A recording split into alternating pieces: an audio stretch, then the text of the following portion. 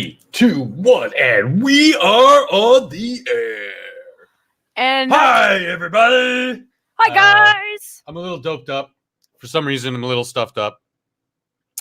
So I'm going to be a little extra wacky today. I have Oh to my email Lazy God. Bomb and ask if you could share a link to your stream, just so I can pop it up. And I totally forgot to do that. Yeah. That's because I'm so professional. We all seem to be a bunch of professionals on the internet, on YouTube. Oh, I think everybody. Like even me, I'm like, let's just talk about cooking like before the show starts, because I know that Functional cooks, so it's like, this is an easy conversation where I can grumble about stuff and he would understand. And speaking of cooks, my delicious co-host, as always, the enigmatic, the fantastical, the sometimes downright naughty, Genty Maxi. How you doing, Jen? I'm doing well, thank you. You seem to be doing better than me. Oh my God, I don't know why. I do not know why. We talked about this off stream because before the stream, because I've been blowing my nose like crazy. I'm not sick, but sometimes I wake up and I'm just so stuffed up.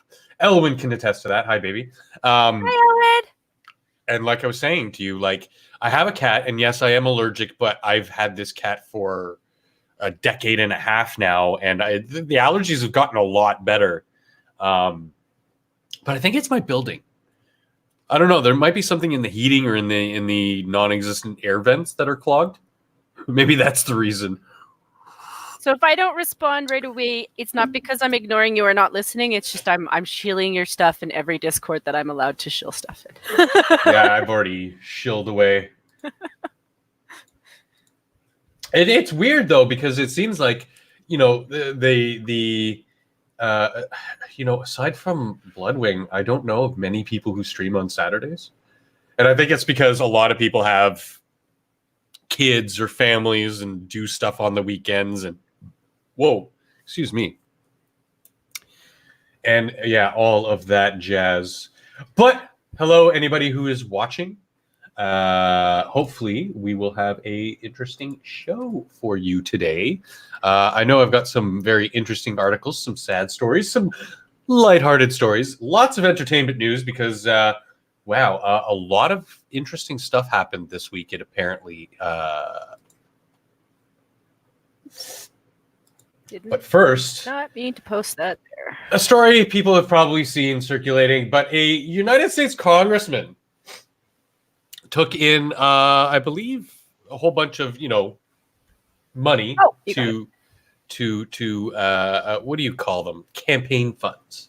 So he took in a bunch of money, and he ends up spending like $1,300, $1,307, I want to say, $1,302 worth of Steam games, and of course that's a campaign finance violation. You're not allowed to spend it on frivolity or whatever. It has to be directly related to your political campaign. And he's being questioned. Congressman Duncan Hunter, Republican from California, he's being questioned by the FEC over his use of these funds. He's quite infamous for his being the vaping congressman, so he's very pro-vape. Which is good because, as you know, because you're a vapor and I've been a vapor, it is a lot of harm reduction. It's not safe. It's not the greatest, obviously taking any foreign substances, especially, excuse me one sec. And I mean, here's the thing. They're not for everybody either. Like, nobody is saying that they're for everybody to quit, like, I know people who are smokers who've tried it and they didn't work. It's an alternative. That's what alternative means.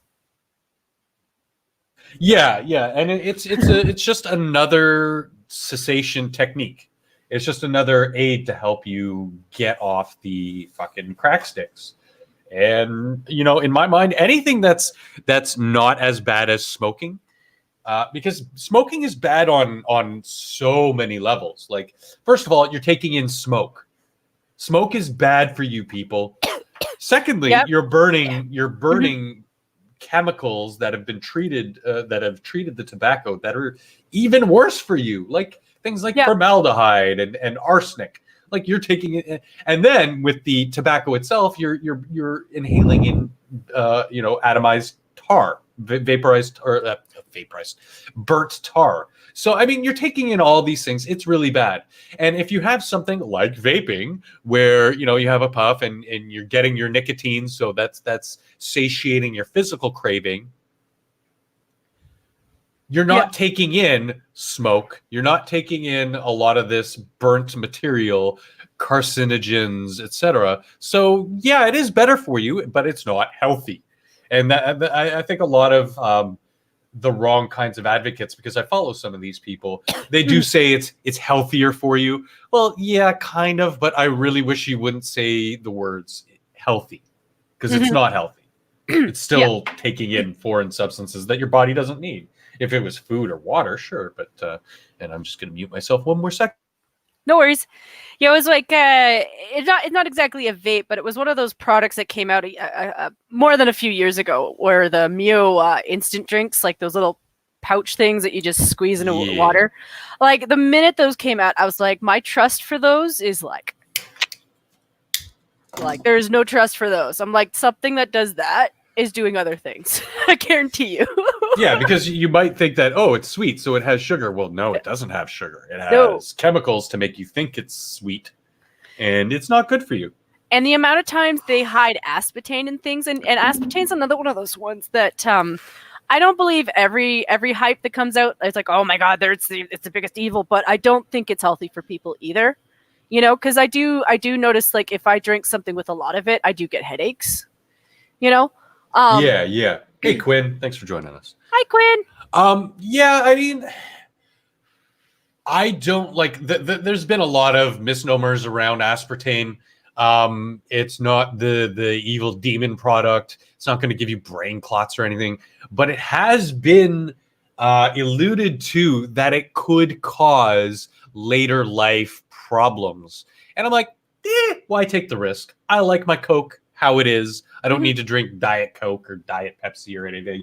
And you know what? It's just watch your consumption. Like anything, you can't overconsume. Like if you were to overconsume, like think about it. If you were to overconsume on water, you would drown yourself. If you just kept drinking water and you drank enough water, you would end up drowning. Your body just can't handle it. So just like anything, when you have a vice, just like anything that you would need normally, like food and water and air, too much is a bad thing. Not enough is a bad thing. So let's just find that happy median. And, people have your vices. By all means, be a smoker, be a little gluttonous on at certain times of your life. Like indulge a little bit. Just don't go overboard and don't slide. It's one of those funny things in the past. Like even just going back to the Coke, like you remember the original Coke bottles, right? Yeah. Those things were tiny. They were tiny for a reason. That was their way. There's been a thing on YouTube that I've watched lately. So this is my early YouTube shenanigans. But lately there's been a trend for people to do this like day or week long experiment of just using the proportion servings that are recommended on packages. Oh God. Like how much is this actually like supposed to be? And like, there's some from the UK, there's some from Australia, there's been some from the US, and like just the differences in like proportions and what they recommend and stuff. And, some of the girls are like whining because they're like, oh, that's barely anything. And I'm like, if you actually look at how much you've eaten all day, and here's the thing, a lot of them were vegans. So it's like, the problem is you're doing this experiment on a vegan diet. Yeah. Where they have to consume more because they're getting less from what they're eating. Yeah. I don't care what anybody says, legumes, lentils, whatever, they're not going to give you as much protein per gram as a side of beef. Yeah.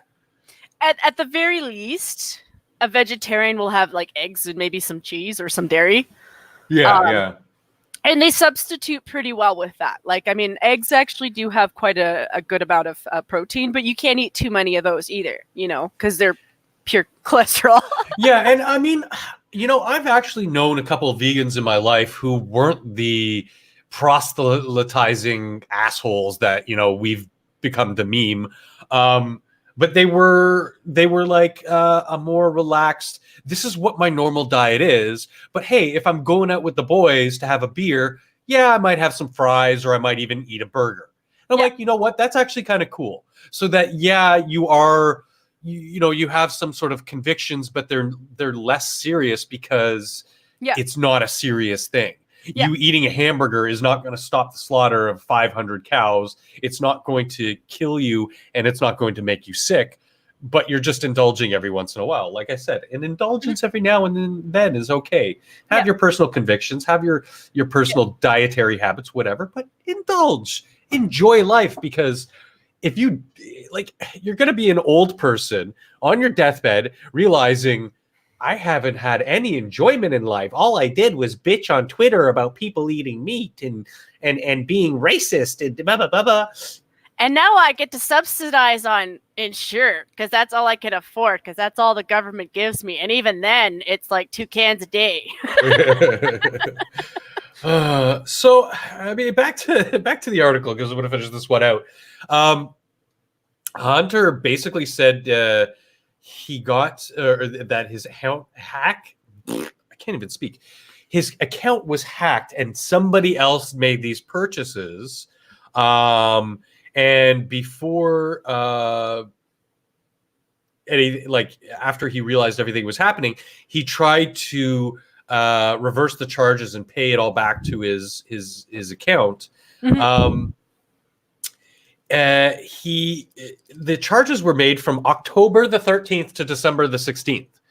So there were 68 different charges, and he never made a claim that his account was hacked. So I smell bullshit. Duncan, I smell bullshit. His spokesman said the charges will not be paid back to the campaign fund pending the outcome of the fraud investigation. Excuse me. Because like I said, I just don't like. These are campaign funds. I don't care if he spent it on video games. And I know people that we watch were a little bit more jovial. We're like, oh, he spent it on Steam games. Who gives a shit? You know, at least he spent it on this and not crack and having hookers finger your asshole in a bar or something like that. And I'm thinking to myself, yeah, but I mean, like, Hunter Biden's a private citizen. He's not a congressman. He's not a public figure using public funds for something that isn't authorized. So it's a bit different. I understand the humor behind it, but it is a bit different. And I would take this just as seriously as if he bought a car or a vacation home or whatever. And, I would even take it even further. I would audit, at this point, with everything that's going on in the US, I would audit the entire fucking Congress and Senate. I would audit every single fucking person who is currently sitting in one of those seats right now. We just keep seeing news story after news story of minor infractions, possible emoluments, and this and that. And I'm like, you know what? If you guys want to keep targeting Trump, and this is what he's doing, he's targeting everyone. Everyone is now under fire because he's investigating corruption on the Dems. He's investigating, the quid pro quos and all that. Yeah, of course it adds up. And I think of course. And I think the people deserve answers. And it's something that we haven't had that transparency in a long time, if ever, because now we have the internet, we have that connectivity, we can do it. And we can do it fast. And we can expose people like this congressman who, yes, it's a minor infraction, but he should still pay. He should still have some consequence. Yeah. What's her name? Egghead McMuzzy Pants from Detroit. Rashida Tlaib? No, the other one. Oh. The other idiot. Ilhan Omar. She's under investigation for the same kind of thing, misappropriation of her campaign finances. And good. If your ignorance is not an excuse to not follow the law. Yeah. However, I think in cases like this, where it's sort of the beginning of their career in politics, it is a very confusing time. That maybe the punishment I should be a mean, little bit. with what the thing that happened with Hunter, Mhm. I mean, I don't think what he did was good. Like, I think he should definitely get a slap on the wrist. But in his head, you don't know if he was thinking, "Oh, well, I'm just borrowing this, and I'll give it back." You know, he's still at that age of stupidity where I could see him thinking that. You know, like I What don't isn't know. Hunter like 45? Oh, is he? I don't know. I don't But know. like, Let's still, Google it. like I could see. Well, no, if he's Hunter, then maybe he's just used to just having things. Hunter Biden is 49 years old. He was born in Okay, 1970, he and has he's no a excuse. fucking lawyer. He has no excuse. If he was a younger person, though, like, But you know what? If he wanted to smoke crack, so be it. I don't care. Whatever his reasons were. I know he claims it was a hard time for him. Obviously, he's seen his brother, his sister, his mom all die tragically. He's been somewhat in the limelight because of his dad, who should just really leave fucking politics. But that's no excuse to be a scumbag. But at the same time, I'm very pro drugs. You know what? If you can safely snort that line of cocaine or shoot up that gram of heroin and not be a complete addict, dragged to society, all the more power to you, bud. Do it. Just don't. Once it becomes a part of other people, society, public having to deal with you being a drugged up mess, then we have issue. Yeah. But yeah, if you want to sit at home, do a little bit of drugs because that's your thing, sure, I don't care. That's like I've been an advocate for marijuana legalization in Canada for, oh God, I was doing that for 15 years. I just don't care. I don't care if it's marijuana, if it's crack cocaine, heroin, PCP, does not matter. If that's your vice and you want to unwind from the day and smoke a bowl of whatever, again, all the more power to you.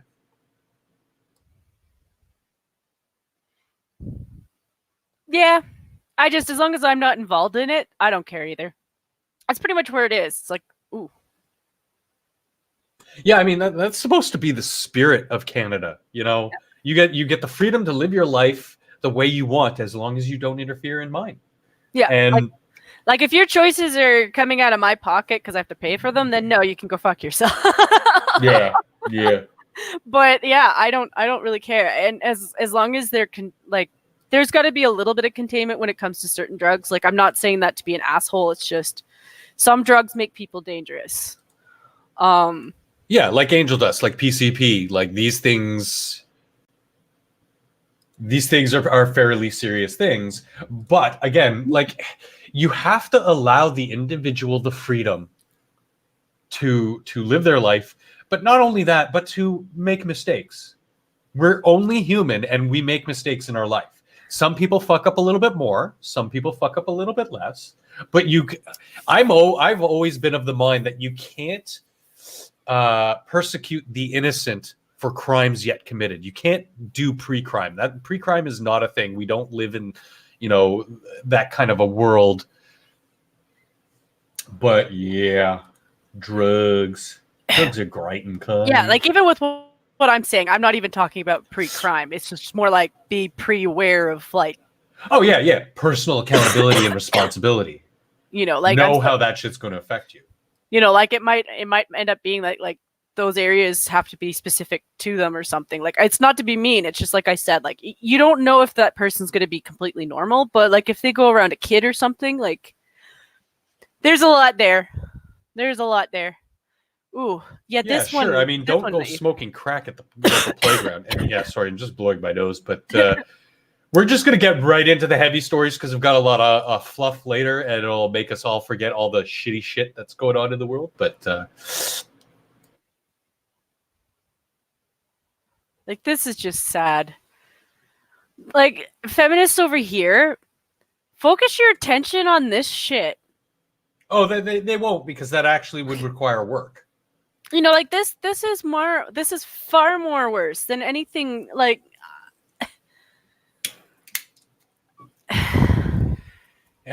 So let's dive in. Indian woman who was allegedly raped dies after being set on fire while heading to court, which is fucking horrendous. 5 men accused of attacking 23-year-old woman, including the 2 she alleged had raped her.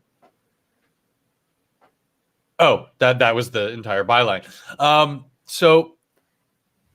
This woman was from New Delhi. She's now currently dead because of the being lit on fire by guys. I can only assume penises are so tiny and their personalities are so disgusting that no woman, not even a hooker, would want to touch them for 100,000 rupees or whatever the fuck they use over there.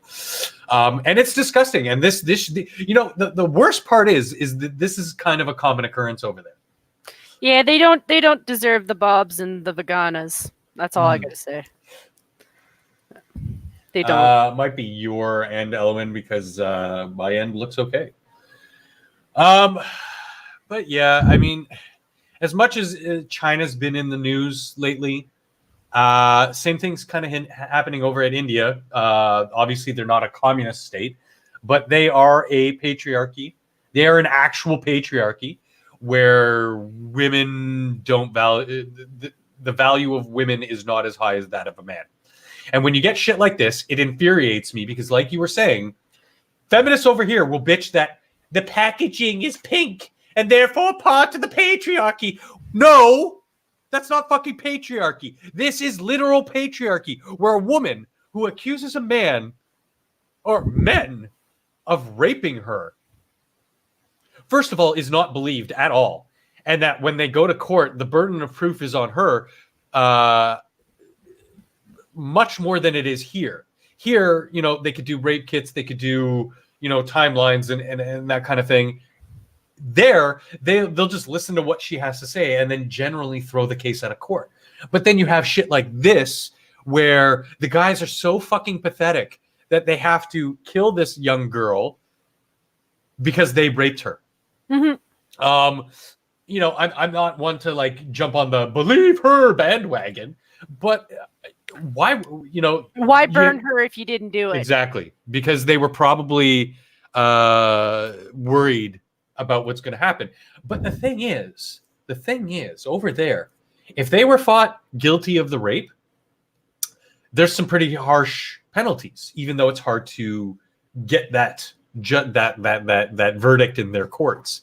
If they burn her and kill her, they will actually serve a lesser sentence. How fucking insane is that? The 5 men are arrested, thank God. Mm-hmm. But I'm pretty sure they won't serve very much time compared to if they were found guilty. She was rushed to hospital after the burn, and she later died because the pain and everything was just too much to her, and she died of cardiac arrest. I'm going to take it off screen now because it's just too depressing. Mm-hmm. And I don't think that anyone with half a brain in the Western world would support this kind of nonsense. Not even. And as not Canadians, even. There would be pitchforks going after the boys who did it. Yeah. Men who did it. And as a Canadian, I'm just outraged that this is still going on, and that we are sending jobs, we are taking people. Mm-hmm.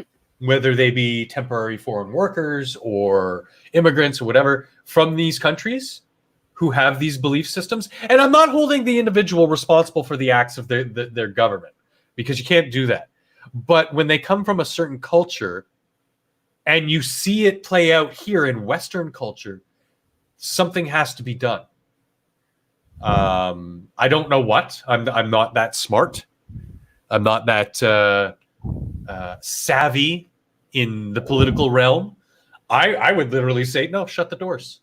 If you have countries like this that are that bad, like China, like India, tariff the fuck out of them so that they can basically to de-incentivize any Canadian company from using any sort of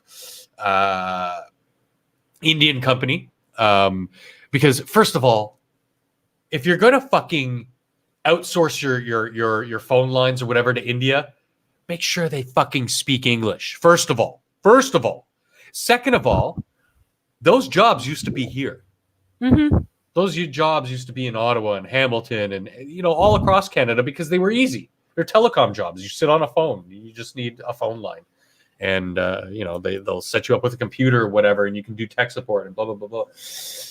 But, if shit like this is going to keep happening and we disagree with how some of these second and third world nations are operating and the values that they have culturally and their business practices, let's stop doing business with them. Let's follow Trump's example.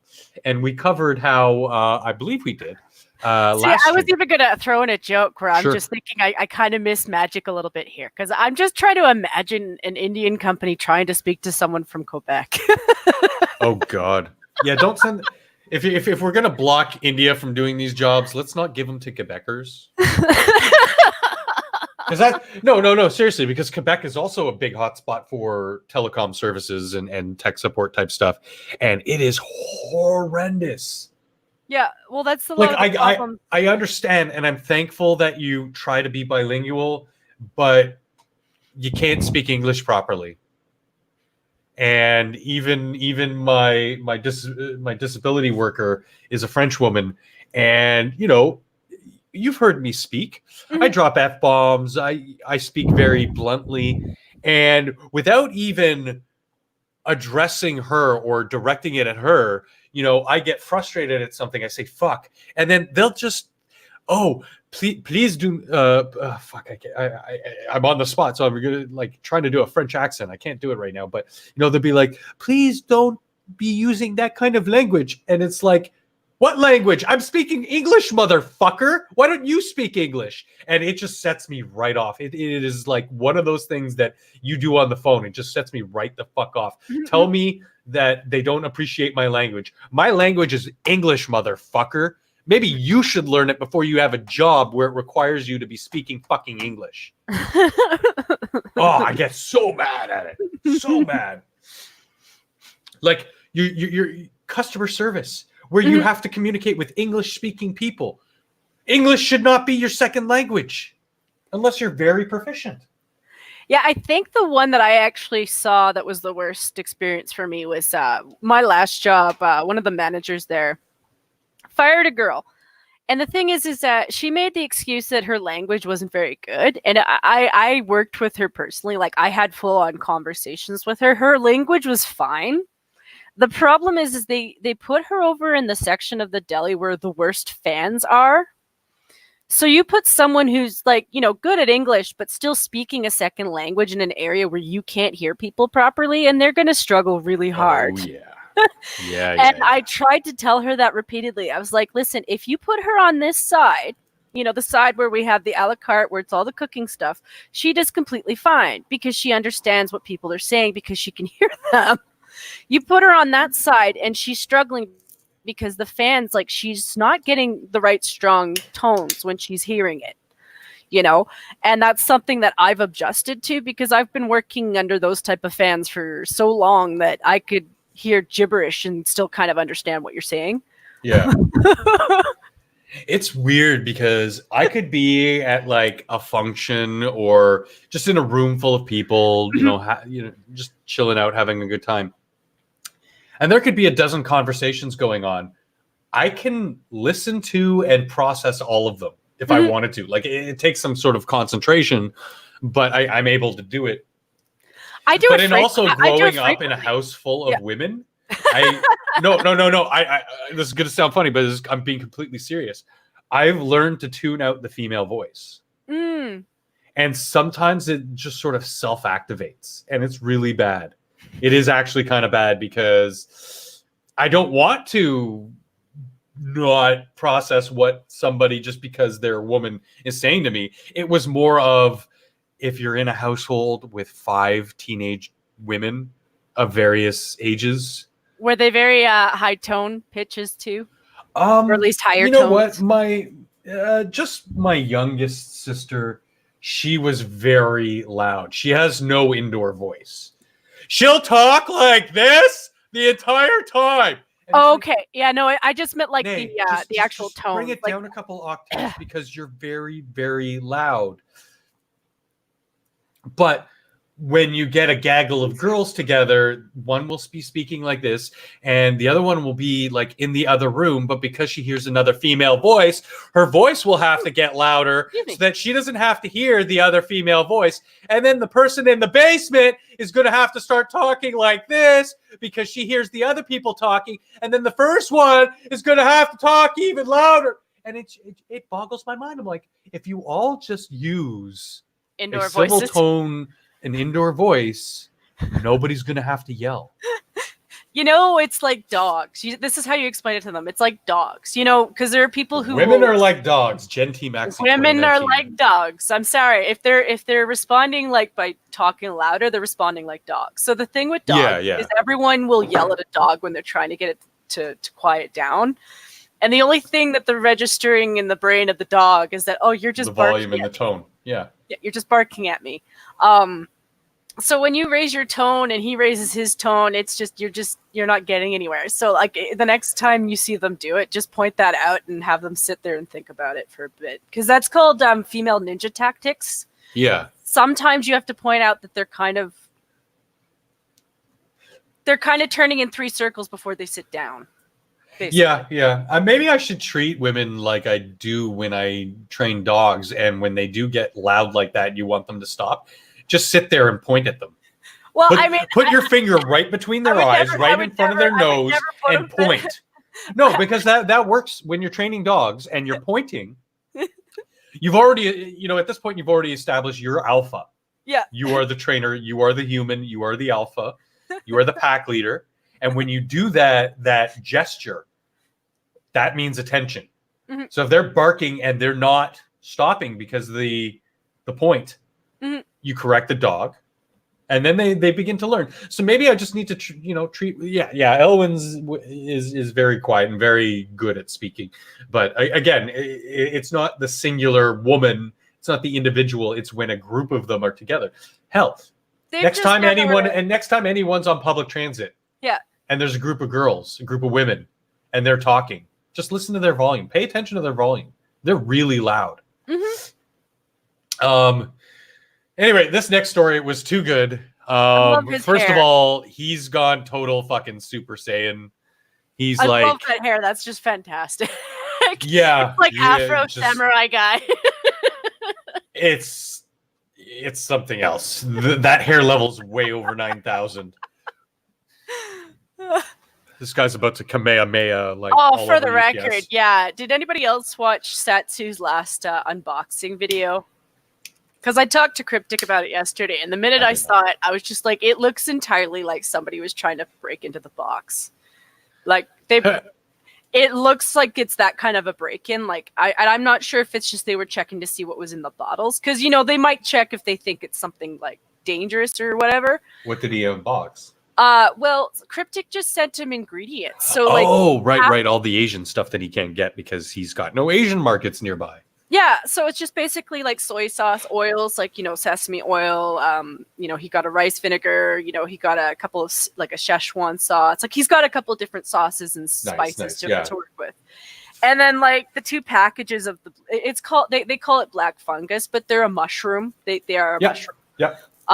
It's just that's what the translation is. And it's one of those things like you can tell by the shape of the package that someone tried to break into it.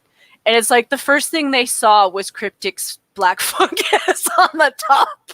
And I was like, that's fantastic, Cryptic. Do that every time. Just put I'm going to get SARS. Drop it. Leave. Like every time you send something with crap that you're, because they might have to check it. If it's a bottle of stuff, they might actually have to check those kinds of things. Because like liquids can be dangerous when you're sending them. You don't know what's in it. Yeah. Well, and especially since he lives in the States, that kind of stuff is. Yeah. But if I can go ahead. No. No, it was just, but like I said, at least when it's Cryptic, because the last one he sent was the one with the durian fruit that went bad. Oh, back when Swishy was still pregnant. Oh my God! Like she's like, what's in this plastic bag? I think she could smell it. I think she could already smell it because she, pregnant and sensitive. Cryptic, if you are listening to this at any point, I am a former chef. I do specialize in Asian cuisine. You want to send me some groceries? I'll make you some food, dude. I'll make you some good stuff that'll make you think you're back in the rice fields. Never mind. That's getting a little too racist. Speaking of racist, so this Florida UPS worker stole pricey packages he was supposed to deliver, say the cops. And if we pay a little attention to his name here, his name is Emmanuel. His last name is Reagan, and I'm just going to type that out in chat. Yeah. I don't know if that's a troll, if that's his actual last name. But as he was delivering packages, he would swipe things like Kindles, iPads, tablets, after he delivered the packages. So he would deliver them and then try to hide them from his coworker. However, he got spotted by a manager watching the surveillance footage, swiping the 2 boxes from under a dumpster. And those packages had a laptop and 2 PS4s. The cops found him with the stolen goods at his home, and he's charged with third-degree grand theft. Because that's multiple thousands of dollars worth of equipment, electronic equipment at that.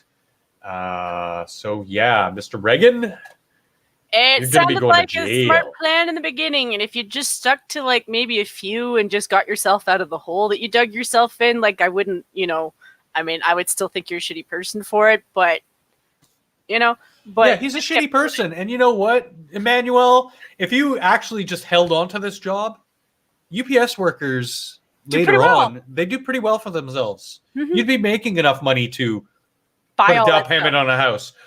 And by the time you bought that house, you would have had your PlayStation, your new PC, your Xbox, your whatever the fuck you wanted. And you not only would you have these items, you would feel better about yourself because you earned it. Something given, something stolen has no value. It has no personal value to you.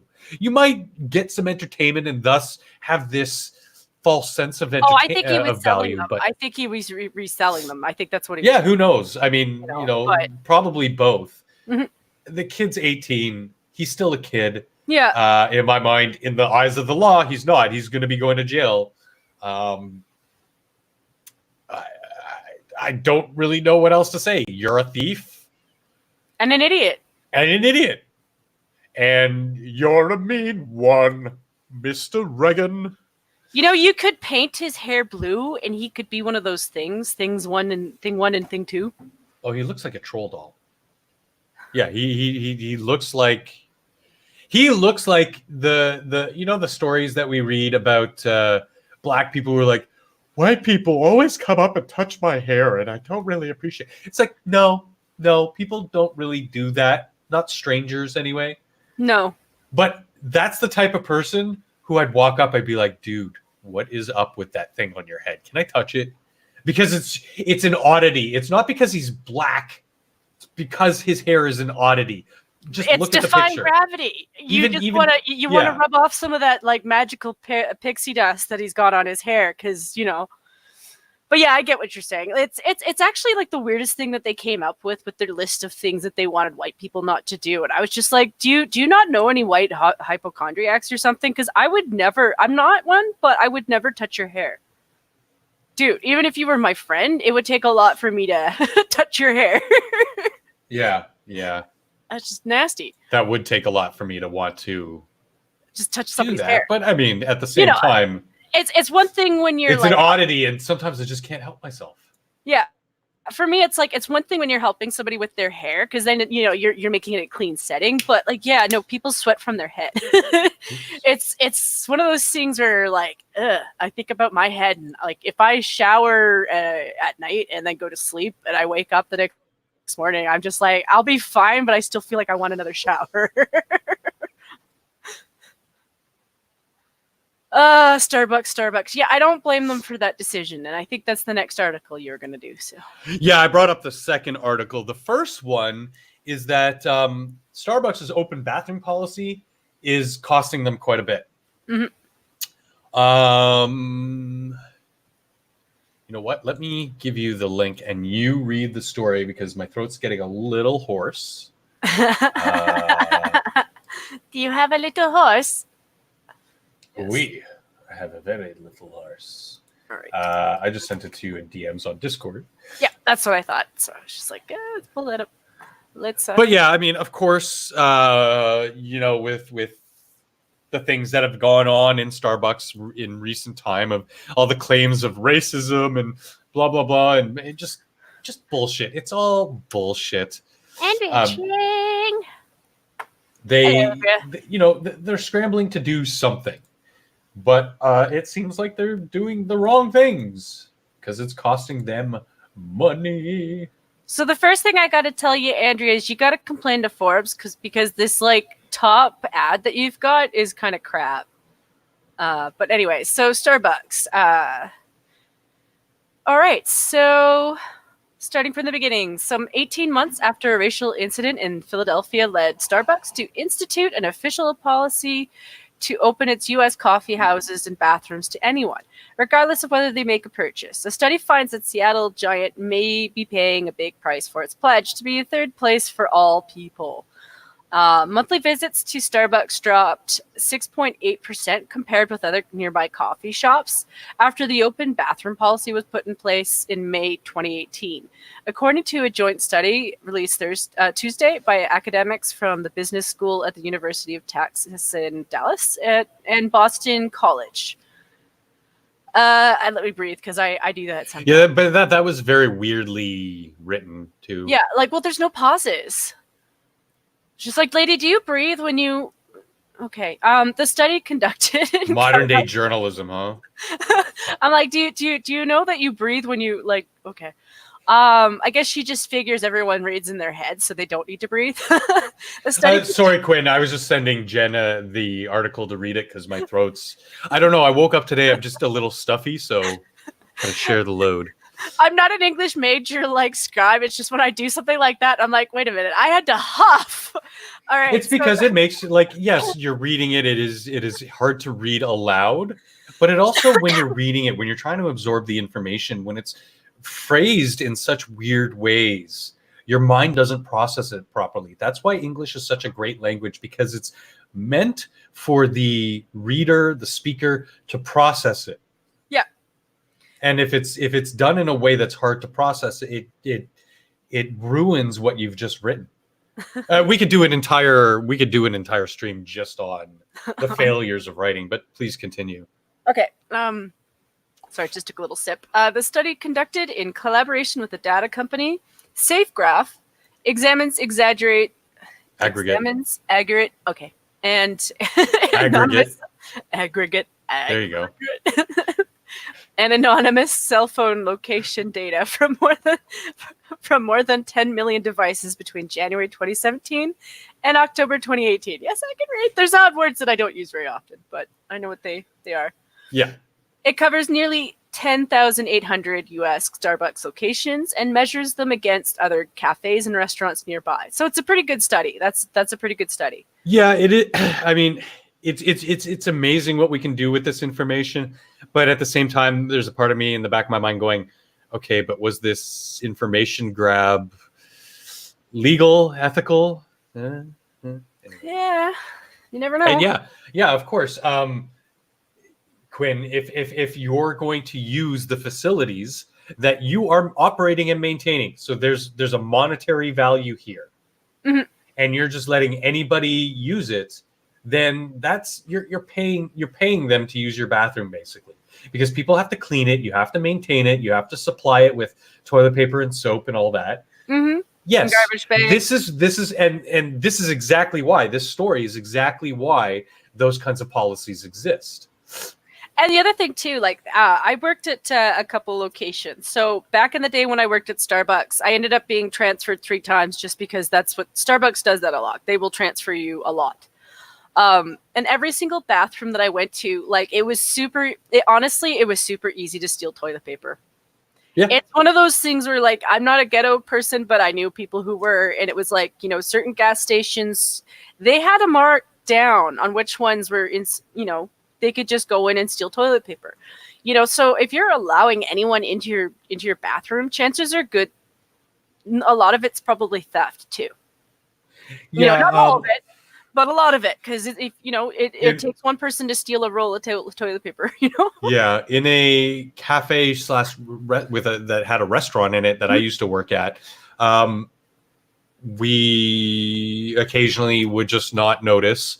There'd be drug addicts or homeless people who would use it and absolutely destroy it. We're talking like rubbing shit on the walls, leaving dirty needles, blood, even something as less offensive but still offensive as a woman on her period not disposing of the products properly.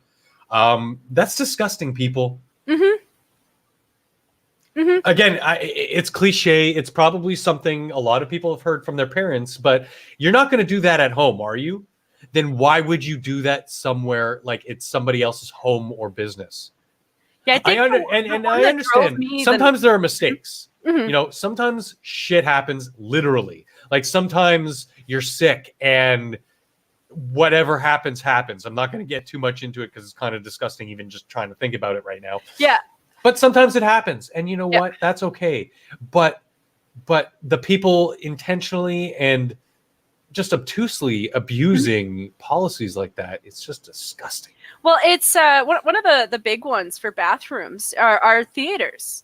So here's the thing with the woman's bathroom. A woman's bathroom at a theater is always going to be 3 times bigger than a man's. It's just our bladders seem to not work the way that yours do, and one of those big gulps is enough to do it. And I literally knew ladies who would teach their daughters to stand up when they went pee. Mm-hmm. Women do not pee like men. When we do that, we spray everywhere. So they're spraying piss everywhere, and they wonder why they can't sit down.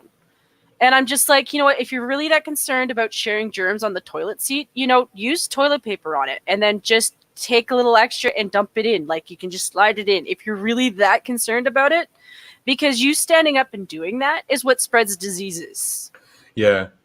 You know, I had a friend who would steal the toilet seat covers, you know, the little paper toilet seat covers. Yeah. From places like Starbucks and whatever. Mostly because, you know, we'd be hanging around downtown later on. We'd be going to, you know, a club or a rave or something. And, you know, we wouldn't be at somebody's home for a good day and a half, what have you. And yeah, she would take them out of necessity because, you know, if we're going to a McDonald's bathroom, she would like to be able to not make an entire mess if it's, you know, well maintained. But she would also at the same time like to sit on a toilet seat without catching some sort of bacteria. So I would say I sympathize. The other big loss I would say to Starbucks, and I don't know if this has happened in the US as much as it's happened up here, but they used to have a thing with Indigo and Chapters. Like, so most of those Indigos and Chapters had a Starbucks in them. Yeah. So you could go and sit after your purchase if you're going to get picked up, or, you know, maybe you're going to meet somebody for coffee after you picked up your book or something. And it was always a thing with the Starbucks that, you know, people would bring stuff over that they hadn't purchased. And it creates quite a bit of conflict between the Chapters and the Starbucks, because it's easy for someone to take something over and then either forget to purchase it or deliberately not purchase it. Yeah, yeah. Because it's out of the sight of the people in the store, you know. So, like, you try to make policies where you're like, hey, Starbucks, if they've got something in here and they don't have a receipt or like a proper bag for it that at least looks like they've purchased it, send them out, because they shouldn't be in there without paying for stuff first. Like, it's just, you know, but that creates conflict between both another company and customers, because customers are like, they know what they're doing when they do it. They know what they're doing when they do. They will act stupid, like they don't know what they're doing, you know, and some of them will just leave it there. Like, some of them just want to read it and then just leave it there because they're just like, well, I just wanted to read the book. But like Starbucks and Chapters, it's not the library. So they lost that up here. Like you don't see them in a lot of chapters or indigos anymore. So I think they lost the license for it, and that's a huge ding for them as well. Yeah, well, we also lost a lot of those storefronts. I know here in Toronto, we've lost a lot of the book storefronts. They've gone exclusively online for a lot of them. There are a few, but I read a news story years ago that their revenue at walk-in business has gone down, mostly because of Amazon. But it makes sense. You know, people would rather, I guess, just order their books and then have them show up someday and then get to them at their own convenience than actually have to make a trip to the store. Yeah. And you know, even if I wasn't disabled, I wasn't that type of person. I would rather go to the store, sit down, see the product, wonder if I want to spend my, like, I'm more frugal than most. Maybe it's my Jewish genes or something, but I want to see and touch and be able to experience a product before I commit to buying it.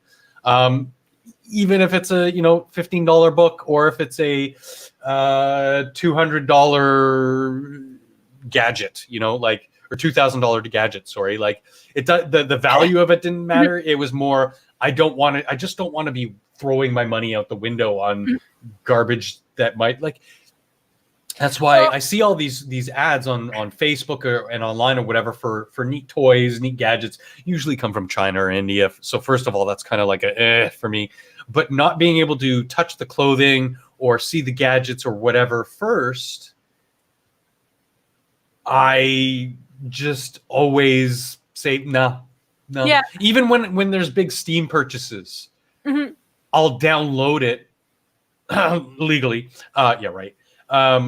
Play it a bit and be like, you know what? I really like this game. I'm going to go onto Steam. I'm going to go buy it. Or, oh God, this game is horrible. I'm so glad I just didn't dump like $80 plus on this stupid game. Something that just came out that people have been ranting and raving about, Outer Worlds. Yeah, it's one of those things that I really wish that Steam would do better. And I know that they won't, because try before you buy. Yes, because you sort of can. No, they do have a returns policy, and if you play a game for, I think it's under an hour, you can return it, full refund. That's one of the reasons why people really like Steam as opposed to other outlets like Epic. Because Epic has no return policy. But yeah, Steam does somewhat let you do it. But then again, you're actually putting that, you know, $80, $90 purchase onto your card, onto your account. You're then having to download, you know, 80 gigabytes for a fucking game. Yeah. And then start it up and then play it for a little bit. And then at that point, you're kind of like, but I went through all those hoops. I don't even really care. You know, I'll just keep it. I won't really, unless it's, oh God, really bad, then I might. But yeah, a recent game, Outer Worlds, people ranting and raving. Obsidian Entertainment, they did Fallout. They're well known for their RPGs and their open world kind of fun games. And I got Outer Worlds and I beat it in a matter of hours. And I was just like, this is not good. Yeah. The story was kind of It was there, but it was just The gameplay, like, I can go on and on about it, but there's so many factors that was just like, this is not an $80 game, and I'm kind of kicking myself for paying $80 for it before trying it. But again, it was just, I succumbed to the hype, I succumbed to the advertising and everybody's reviews around it, which I'm normally a little bit better at. But again, in having that sort of Fallout, Skyrim sort of style game, I was just, I'm, you know, fans like me are foaming at the mouth for something like that again. Yeah. So relating to that, this is actually from November, so it's a little bit older, but just to sort of play into the narrative of what's going on with Starbucks and the failure of their policies. The first pickup only Starbucks in the US opens its doors next week. So this was November 1st, 2019. And as you can see in the picture here, there seems to be like a little processing area here in the back where they make the coffee, and just a simple little bar with a barista who's there's a customer there picking up their coffee. And I'm kind of wondering, like, is this just sort of like you go in and they already have the coffees pre-poured, and you just pick one up and go pay, or is it like you Well, from place the your angle order? there, I can tell you that they do have what looks like coffee spouts. Like they look like the metal ones that they use to keep their coffee hot. But They're that not just metal, they're plastic, and they're like they're like the little swords you used to get like in Shirley temples and stuff at like bar drinks, where they keep it warmer by plugging up the hole. yeah, One thing I'll give them is their lids actually work. yeah. You go to fucking McDonald's, Tim Hortons, the lids don't even fucking work. Coffee gets somehow in between the cup and the lid and pours out the sides of the lid all the fucking time. If you look through the door, like that backspace that she's got Yes. there on the Yes. wall lining it, one of the boxes there is kind of a lighter gray. Yes. They're coffee pots, like the metal ones that they use to keep their regular pots of coffee. That one's one of those. That's what that is. So I'm not saying that she necessarily has all of those full. Like depending on what time of the day, she might not need to. A lot of the times they keep one or two available. Like they'll have a dark roast and usually a blonde. But it really depends on the location because we were taught that we had a timer on it, so they couldn't last for longer than 30 minutes. So you had to change the coffee every 30 minutes. That's so like some of it they do have prepared. It's just I can see that, and I'm pretty sure a lot of it would just be your app purchases. So you put the order in your app, it pays through your phone, etc., and you just go in and pick it up. Yeah, we've actually had these here in Toronto, both from Tim Hortons and McDonald's. Mostly at high traffic areas like the train station, like our central Union station is a big train station here, and at the airport. So I assume, and various other locations, like walk by storefronts where you just go in, grab your or you walk up, grab your coffee, and go. So where I would see something like this being really logical, like a really good idea, is actually in our downtown core. So yours probably isn't different from ours in terms of like business buildings, because they always have like certain areas that have like eateries. Like there's usually a cafeteria, and if it's not that building, then like there's a walkway to the next one that does have one. But they always have at least a Starbucks. So like the problem with the Starbucks in those buildings is they are always restaurants. They always are restaurants. The full ones, yeah. And they don't need that. They really don't. Like, I mean, you can have like a little seating area for like people visiting or something. Because, people have like little visit lunches and stuff. But for most of them, you don't need that. So like something like this is actually what they should have done in the first place, because it cuts down the lines. Because Starbucks, like, you will have people who will stand there for the full 40 minutes of their break just because they want to get away from the office, and it's social interactions. A lot of the times they go with friends. Yeah. And then they just sit there and they talk, and they'll buy their coffee and maybe like a little snack, and then they go back. Because a lot of them eat their lunch as they go. Like, if you're just in your office doing paperwork, you can eat your lunch at any time. So at points like this, I wish I had my soundboard working for Streamlabs, but just a little quick rewind. Quinn, yes, demos were fucking amazing. They've been replaced by, beta tests and early access and everything. But for most of those these days, like your Ubisoft demo, early accesses and stuff, you still have to buy the base game. You have to pre-order your game or whatever. So it's not really helping. The reason I don't, for me, malls, there's many problems. It's like there's too much stuff. I'm your typical man when I go shopping. I know what I want. I want to get in. I want to get out, because I don't like just window shopping. I don't like looking at stuff and just, that's not my thing. Yeah, the exception. And the people. I'm like that. Like the only exception to the rule is if it's like a hobby that I'm interested in. Like those kind of shops, I can get. Well, yeah. But I'm saying that there's just I don't want to go into 99% of the stores in a mall.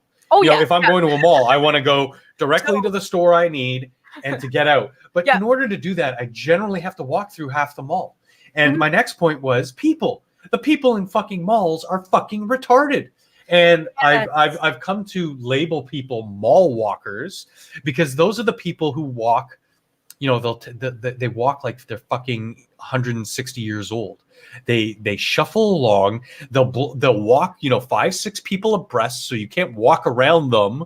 And they're just assholes. They're inconsiderate assholes because they block all pedestrian traffic. And you know, I call them mall walkers for, you know, even people on the street and whatever who do that sort of shambling along. You're literally at that point becoming a fucking zombie. Mhm. And again, like I said, you're just an asshole because you know what you're doing. You know you're blocking people from getting around you. You know you're blocking oncoming pedestrian traffic. And you know, it's yeah. But yeah, back to the Starbucks thing. So, you know, they Mhm. say, you know, the Starbucks app offers helpful solutions like being able to order ahead, but sometimes the mix of people waiting for app orders and people placing orders on site can complicate things even more. Something I didn't think of at the time. Good point. Yeah, let's try to, you know, maybe stores should have their pickup window, which is like the express line only. And Yeah. I've been thinking about this at places like Tim Hortons and McDonald's Oh yeah, forever. especially the You pickup. have the cafe line, which is simply drinks only, hot drinks only. You can Mhm. go in, get your coffee, get out. And you can't go in, get your coffee and Timbits. Sorry. You can't go in, get your coffee and your bagel. Sorry. That's what the normal line is for. This is express line. People walk in, get their hot drink, their their coffee, their cappuccino, their espresso, what Mhm. have you, tea, and get out. Mhm. I agree with that, especially for like because a lot of the lineups get caught up. It's not even the donuts. Like donuts are easy to grab. It's Yeah. But I sandwiches. would draw the line at any food product Yeah. because Oh it's yeah. just easier that way. But I see what you're saying. Yeah, because it's literally they're reaching into the display case, Yeah. pulling out some tidbits, putting it in a box, boom, you're done. Yeah. But that It's would the open the door sandwiches. to, yeah, exactly. Somebody It's wants a the bagel. sandwiches. Well, they have to toast the bagel. Then they have to put the topping on the bagel, butter or cream cheese or Yeah. cheese or what have you. And then they need to wrap it and then they need to give it to, like, again, just that's what the normal line is for. The express line's just run in, get your coffee, run out. Mhm. Because a lot of people are business people who are on call, on the job, right then and there. When Yeah. I was doing deliveries, I see people doing transit drivers, Toronto transit drivers will stop, run in, grab their coffee, police officers. Oh yeah. And they will typically allow those people to bypass the line. Like when I was a kid, you know, my first job at 17 was Tim Hortons. Yes, I would allow the bus driver to come ahead of the line, grab his coffee and go because A, I knew his order. B, I knew that they were coming in just to get a coffee, just to get their caffeine pick me up because they're mid shift and they can't. There's no Tim Hortons at the end of their line when they actually can't take a break. So you know, just the little understanding. And if you had those express cash registers, I think that they would be highly successful. They would help in instances like this where people are pre-placing their order or just want to come in, grab their Starbucks and get out. See, a lot of another place where they've done this is at Costco. So like, Oh, if you want to talk about high volume, you go to a Costco. yeah. So even for the cafeteria, so like every once in a while, my mom will treat us to like the chicken and fries meal there, and they've changed it now so they have one till for cash because there's always somebody who's using cash, and Alberta is a senior citizens province at the moment. I mean, you guys have a lot of them too, but you know, there's people with coupons. So like they've got 5 tills that are like you know, automatic tills that you can do on your own. Like they're just debit and credits, so you can purchase and it goes through to them. And then there's only one person for cash. Well, like everywhere else in a Costco, like you've got 4 people making everything. Like one of those guys is specifically for the food items that are going to go out onto the shelves. Right. And then the other 3 are supposed to run the rest of the deli. And you're just like, so you've got 8 people placing orders at this. You've got up to 6 people ordering at the same time. And only one person aware of it because there's only one person on cash. Oh, jeez. And I'm just like, this is just not good for them. And you could just see by their faces that they're just not impressed because it's not organized properly at all. Like you can have that, you can do that. But like, if you're doing that, then you better have 2 people coming in during the rush. Yep. You know, Yeah, we don't have auto tills. We do have automated machines that will give back change. But for these ones, they're just cash and debit. No, sorry, they're just debit and credit. Yeah. And then they have the one cashier. But it's just my mom's like, most of the people who come through here just use cash because it's meant to be a quick lunch. Like, you know, you either have time to sit down or you just take the food and you go and you sit in your car and then you go. You know, it's Costco. You're not supposed to stay there. You're supposed to get out as quick as you possibly can. You know, it's just the little treat that you have after spending at least 2 hours trying to get out. Yeah. You're walking around, you're picking stuff up, you're lugging stuff. Yeah, it does inspire a little bit of hunger. So once you get your stuff, you go grab a little quick snack, sit down, eat it, get out. And like I said, we don't do it all the time. Like I said, it's and from what I remember, their food is actually pretty good. It's really good. Like food. It's not, you know, we're not talking Michelin stars here. We're not talking the kind of shit I would be preparing in the restaurant, but we are talking, you know, good food fast, good fast food. Mm-hmm. You know, a decent slice of pizza, like you said, the chicken and fries, you know, just simple, easy stuff. And you know, I read the story from I want to say Lords of the Night where they were talking about the chicken and fries meal, and somebody was complaining that it's so unhealthy. It's like it's fucking deep fried chicken. What the fuck do you want? This is fast food, but it's not that treated chicken that you get from like the bleached chicken that you get from the McNuggets. I mean, that have the preservatives and carcinogens in it. Like, I don't doubt that there's probably some work that they do to it, but whatever it is that they do, it's not as much as, like, they're not round chicken bites, you know? These are actual strips that you can break apart, and they're still pulling with threads. So, yeah, it's still intact chicken fibers. It's not processed chicken stuff. You know, like I worked at a Subway once upon a time, and you know, those chicken patties have been there for a long ass time. Yeah, and they're reformed chicken, reconstituted chicken patties. They're not. You don't break those apart. You have to cut those apart because they're rubbery as fuck and they're gross. You try bending one of those in half, and it's just you're bending one way and the other way, and it's just no. Yeah, because it's a sponge of chicken goop, right? So, like, yes, it's fried. It's probably not good for me, but you know what? I don't eat it. Like I said, it's a treat. Like, there's a difference between, like, you know what? We've probably been running around. After this, we're probably going to be running around for a lot longer.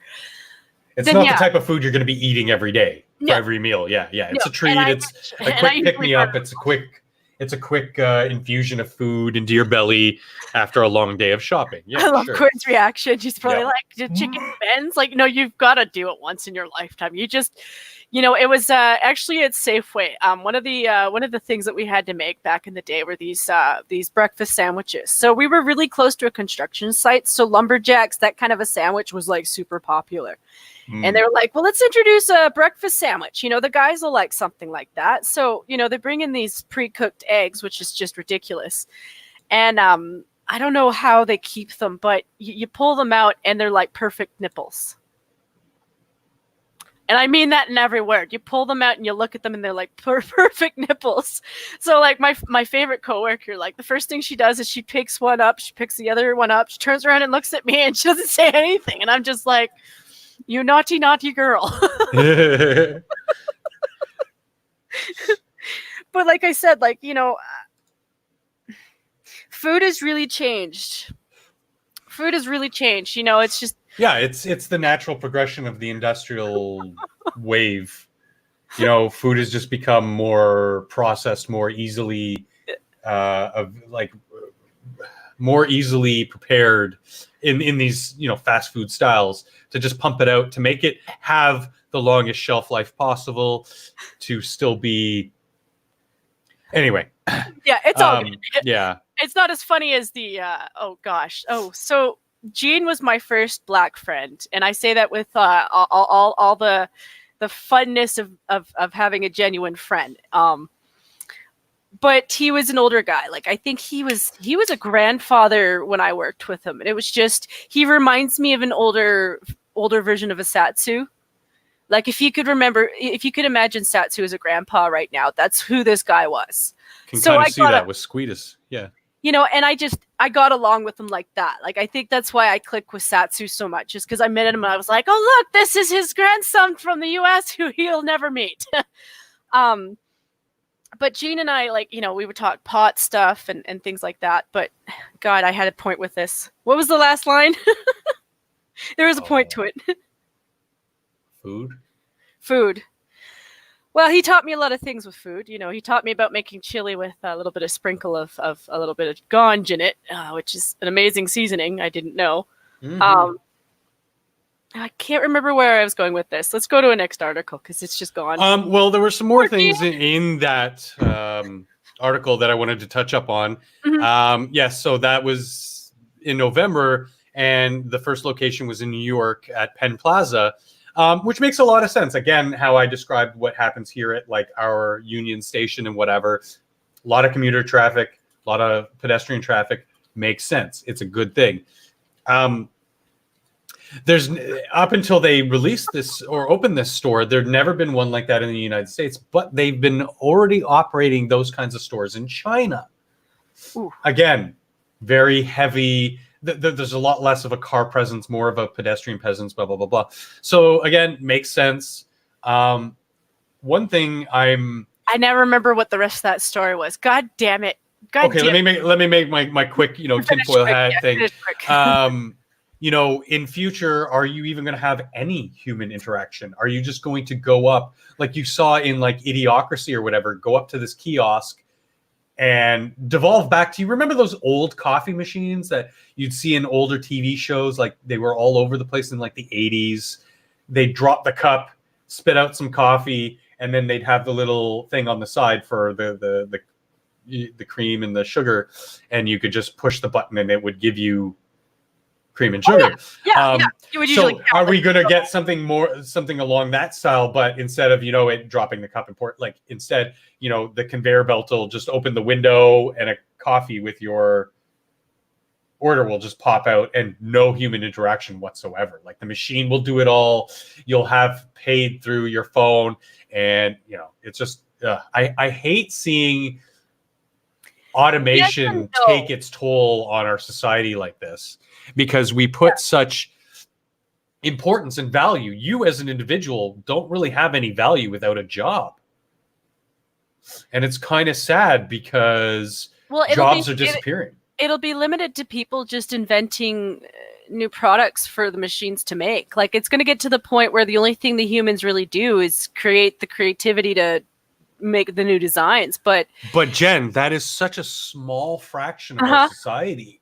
And it's a huge loss. It's going back to this conversation I've had multiple times over the last year, and it stems from the art field. So I have no grief with the guys who use the tablets to do their art. I don't, not seriously, because art is art.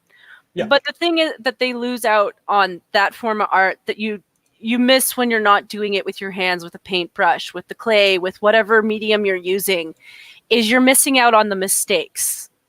And it sounds crazy, but when you're a professional, those mistakes become learning curves. And sometimes they're good ones. Sometimes they're not, but sometimes they're good ones because you create new techniques with mistakes. Yeah.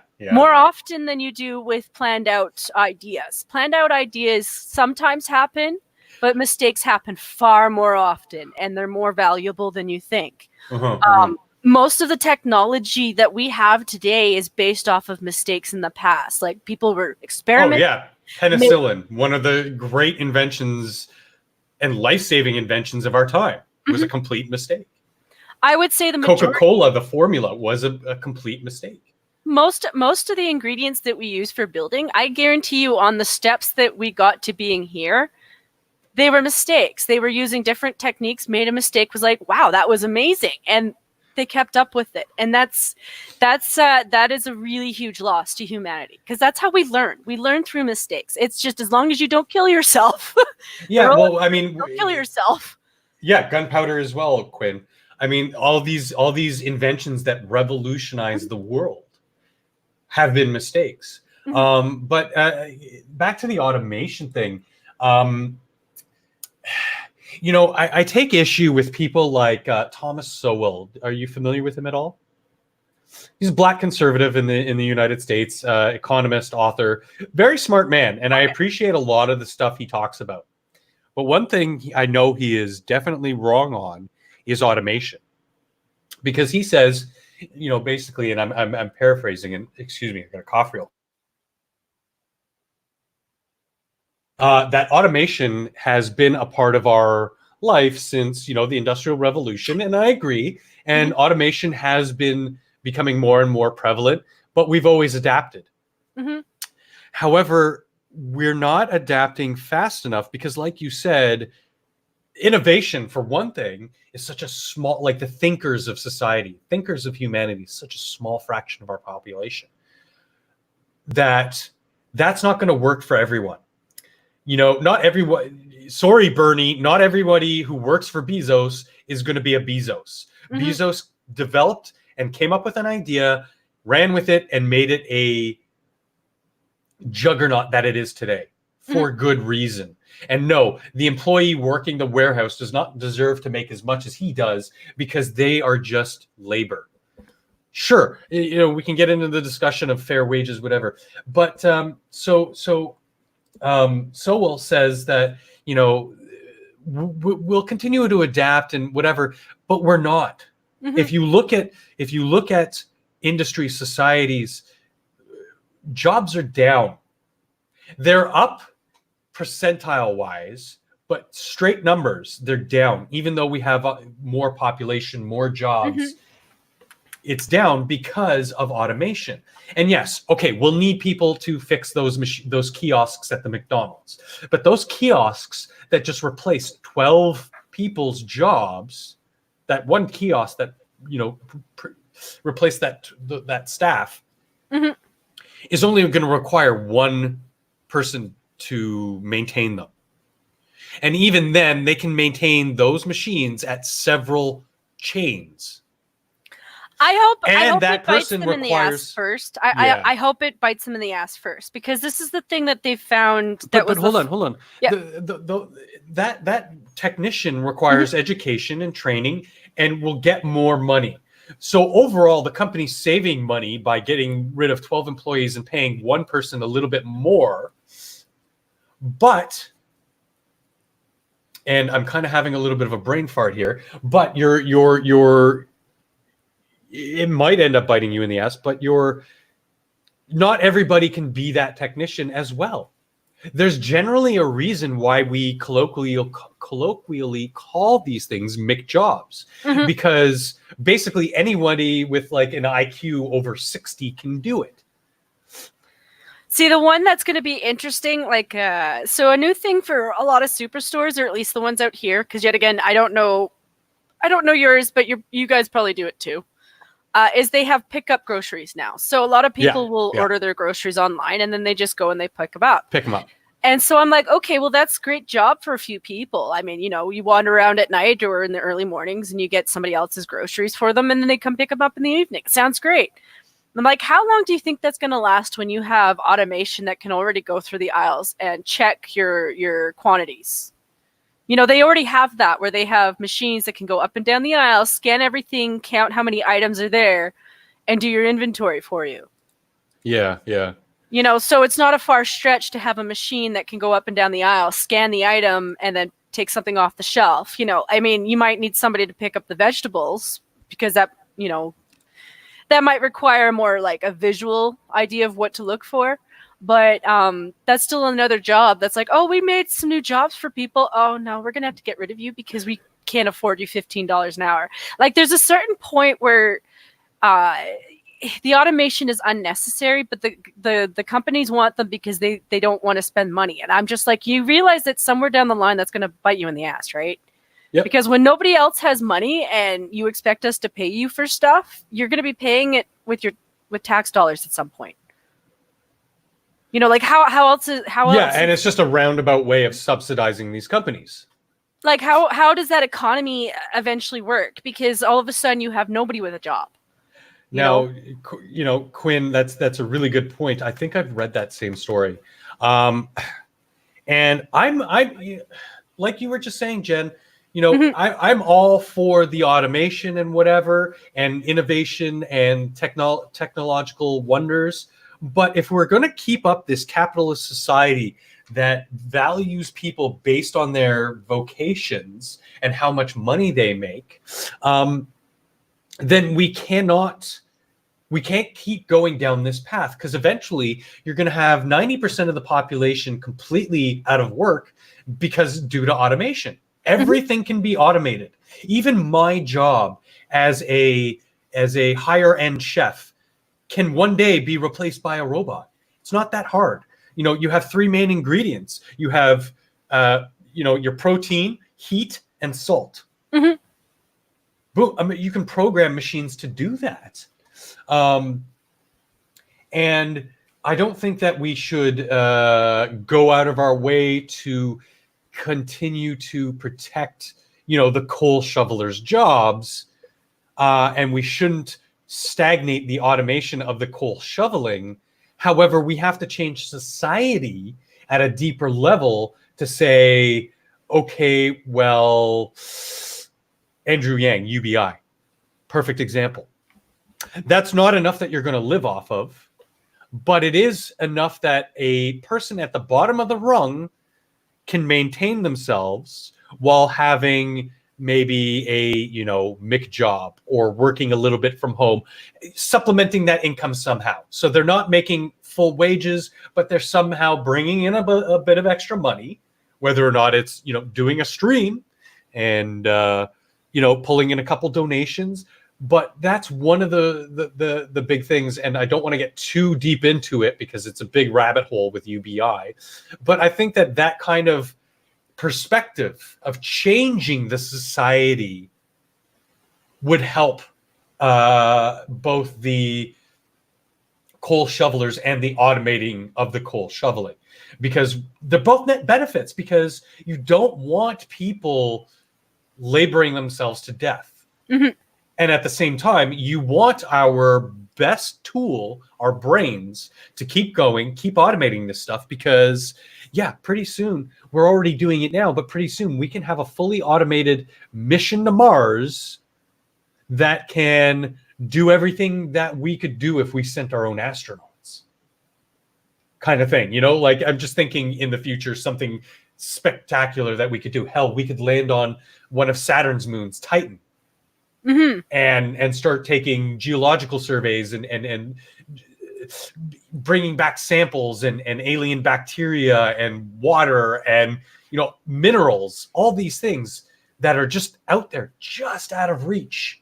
The asteroid belt of the Sol system, our solar system, quadrillions, hundreds and thousands of quadrillions of dollars worth of minerals, metals, golds, silvers, platinums, cobalts, things that we wouldn't need to have to take from our own planet. Yeah. And instead of trying to send humans out there into this very dangerous lack of an environment, we could send robots, machines, and do it that way. I'm all for either or, as long as we get it done. And I think that the former is a little bit easier to do, because we don't have to protect a squishy, easily hurt human body. We can just send the robots, get that done. Mm-hmm. But I think it would require a pretty big shift in Western society. I'm all for capitalism. Capitalism is a great system. I just think that we need some checks and balances to go with it, to just make sure that we're not leaving huge swaths of the population to just die, to just not be able to have a vocation, not be able to earn for themselves. Because as we grow, it's not like you can just go out, get some land, and just live off the land anymore. It's all owned by somebody or the governments. And the governments aren't going to allow you to do that. Trust me, I tried with Canada. Anyway. Yeah, the government's really greedy about that too. They're like, oh, well, you probably won't do anything, even if you did, because like a single person out in the middle of the wilderness isn't really doing that much. Back to BC, our version of Florida, guys. Well, I guess Quinn is the only one still left in chat. BC is basically our Florida, because this is where all the fucking crazies hang out. And this guy's a real big scumbag.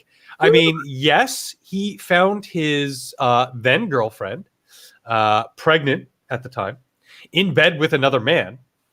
And just to summarize, he claims he tried to shoot the guy, shot him through the arm and hit the woman in the belly and killed their unborn child. Kind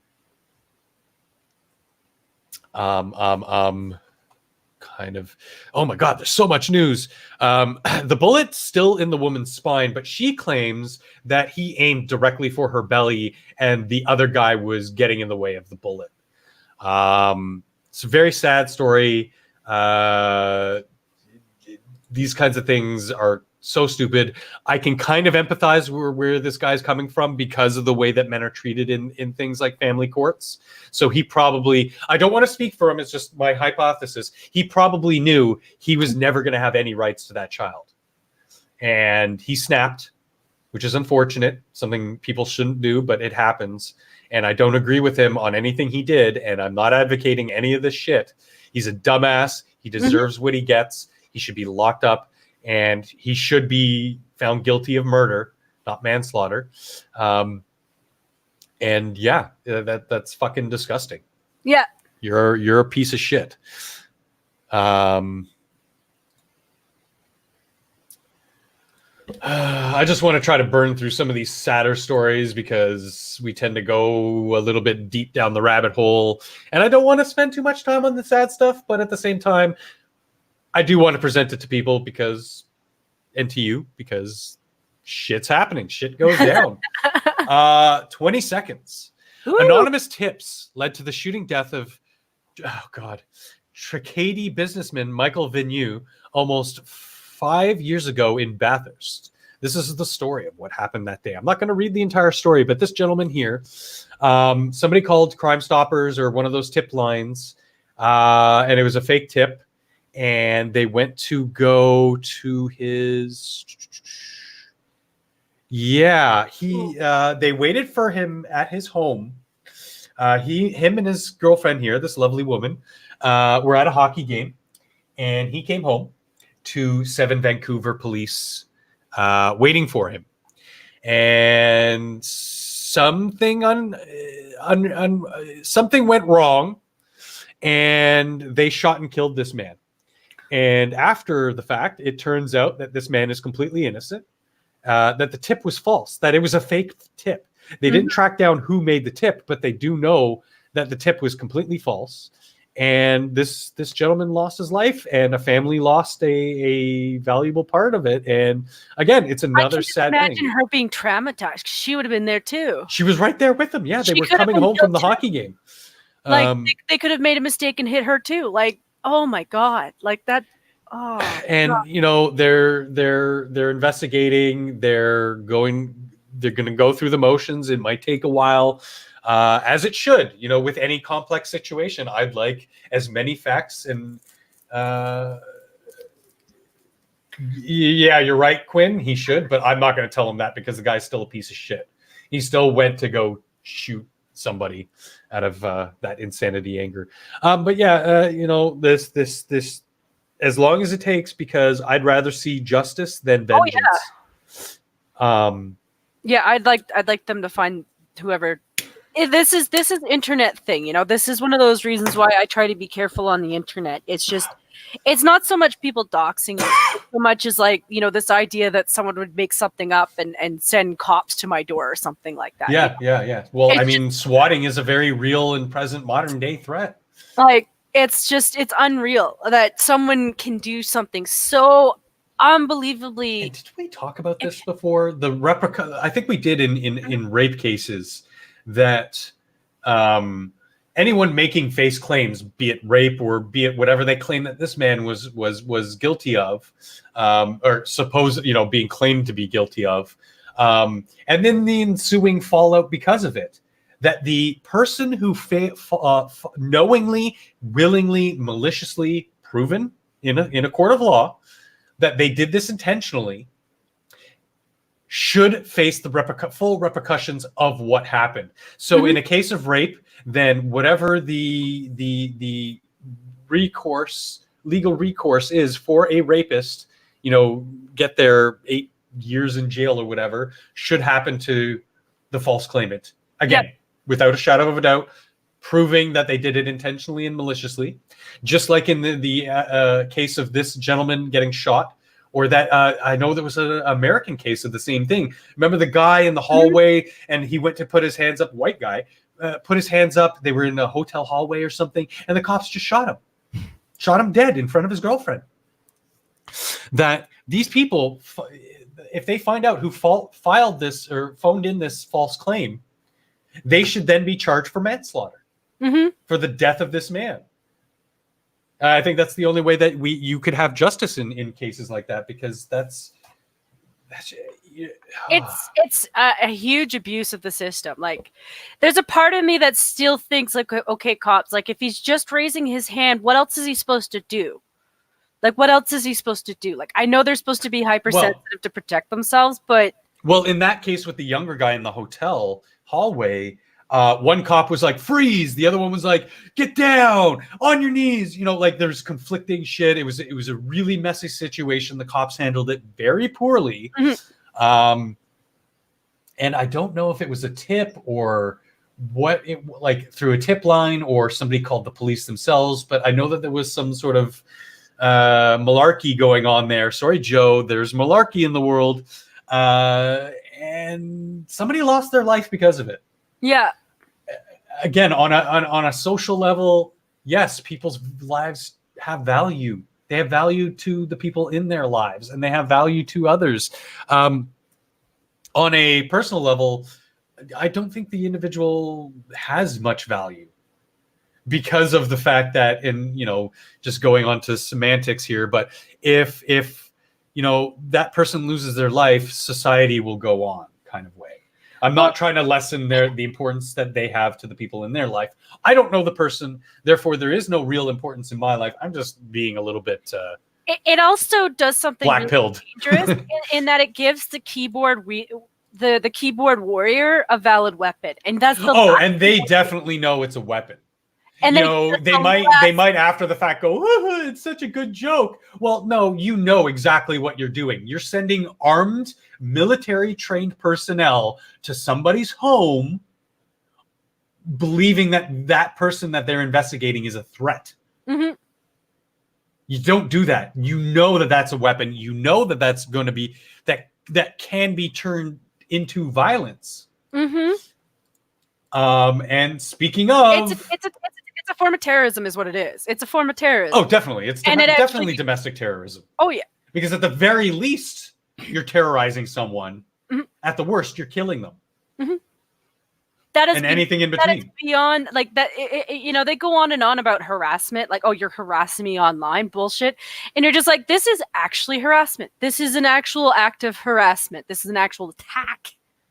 Well, hold up. Yeah. Oh, there it goes. There we go. So before I get into the article, Knives Out, I saw the trailer for this and I was like, wow, that's like a star-studded cast. You got Bond, you got Jamie Lee, you got Michael Shannon. These are some great actors. Chris Evans. And the movie was like, oh, this actually looks like a really cool modern whodunit kind of thing. But then I just saw who the director was, Ryan Johnson, and I'm like, nope. I am not supporting any of your projects anymore because you fucking literally killed Star Wars. Well, no, you didn't kill it. You swatted it. You wanted it dead. But anyway, getting on to the article, Mr. George Zimmerman, who was found not guilty for the shooting of Trayvon Martin, in investigating the details myself. I would agree with that assessment. Stand your ground laws are a thing. I believe, again, we've talked about this before. You have the basic human right to defend yourself. I don't think that this kid was necessarily an overt physical threat to him. And he may have used excessive force. However, the verdict is the verdict. The appeals have been made. But he is now suing. Zimmerman is suing Martin's parents, state prosecutors, and the two women who made false statements during the trial. So of those people, sure, sue the fuck out of them. Except the parents. Fuck you for suing the fucking parents. It's not as if they haven't had a bad enough time with this. But A, just like the father is not guilty of the sins of the father, the parents are not guilty for the sins of the child. Mm-hmm. At a certain point, and yes, it does come very well before they become of legal age, that a child becomes a person and is well aware of the things that they do. And the parent can't be held responsible for everything that they do. But yeah, definitely sue the fuck out of the women who perjured themselves in court, of the prosecutors who knew and willingly used this testimony to defame the man. And, you know, at the end of the day, nobody's winning out of this. Trayvon isn't winning. I hope Zimmerman isn't winning at life. Like, he's forever smeared.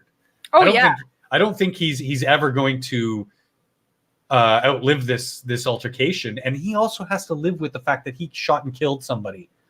Yeah, a kid. Which even the most deranged people even still have that, you know, even a glimmer of remorse, and it weighs on your psyche. Like, this guy doesn't even look like he's sorry that he did it. Like, he's just like, oh. I think that was during the arraignment. But you know, I can't judge someone on the way that they look, if they're guilty or not. No, it's just like.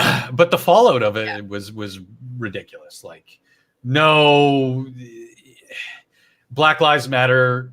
You can fuck right off. You've ruined your own movement. Oh yeah, they did. Add noise. I can't hear anything. I can't turn off the ad. Fuck you. Who is this? New York Post? Now I understand why the Lords of the Night really hate you fucking guys. Because you do shit like this. But let's soften the news a little bit. Ted Cruz, a up-and-coming rising star as far as online trolling on the right goes in the public sphere. And the New York Post wants to know if Ted Cruz killed the Baby Yoda meme. Well, actually, they're saying he did. No, he didn't. Fuck off. You're just salty smear merchants who want to smear just another Republican. And, you know, as somebody who's an actual liberal, who is in this day and age now identifying more and more with the Republicans, the conservatives, than they are with our own party, y'all can just fuck off and die. This is exactly what I meant by, you know, the individual, for the most part, doesn't have any value, because these are the type of people who are working for the sake of working. They're not providing a service or any information to people. It's verbal diarrhea, and they're getting paid for it. Yep. Let's dive in. This meme is the beloved Baby Yoda. That was kind of cute. The beloved Baby Yoda internet frenzy has officially jumped the Sarlacc as Senator Ted Cruz tweeted a photo of the adorable alien in response to a Twitter prediction that he would kill the meme. No, these blue check marks goaded you into it, or goaded Ted Cruz into this, and Ted Cruz trolled them right back by saying yes. And you know what? The proof is in the pudding, because the meme still hasn't died. The guy is fucking adorable, and I'm just going to unshare the screen because everybody can take notice of my avatar. It's not the same as the one on screen. I intentionally picked a frame where he's kind of squinting his eyes, which is different from the typical Yoda meme. I know it's semantics, but it makes a difference, because there you can see, you know, he's just looking all cute and stuff. And then if I just take it away for a minute, you look at mine, he's looking more like the Fry meme of, you know, can't tell if, you know, where he's squinting. He's cute. Again, Elwin will attest, like, every time he's on screen, my heart melts a little bit, because he's cute. He's a good character. And I've heard a lot of people talking about the merchandising. We'll get into that with the next story. But so one blue check mark was like, we're one corny politician away from Baby Yoda being ruined. tweeted Blove. Keep that meme away from them. And it's like, no, it's retards like you. It's the fucking normies. It's the fucking... I can't call them fans because you people do more to destroy these properties than show your appreciation to them. It's you guys who kill memes like this. Mm-hmm. It's good that the show is being as well received as it has, because these memes are going to keep happening and people are going to keep loving them, and good on them. Yep. And so Mr. Duncan Smith, who covers the Detroit Piston for Forbes, placed his bet a few hours later in reply to Blove's tweet. It's going to be Ted Cruz, and I'm furious just thinking about it. So Cruz wasn't tagged, but he picked up on it. And Cruz, who's turning into a Jedi Master of Twitter trolling, has amassed thousands of retweets and tens of thousands of likes for rocketing the already exploding meme firmly into mainstream.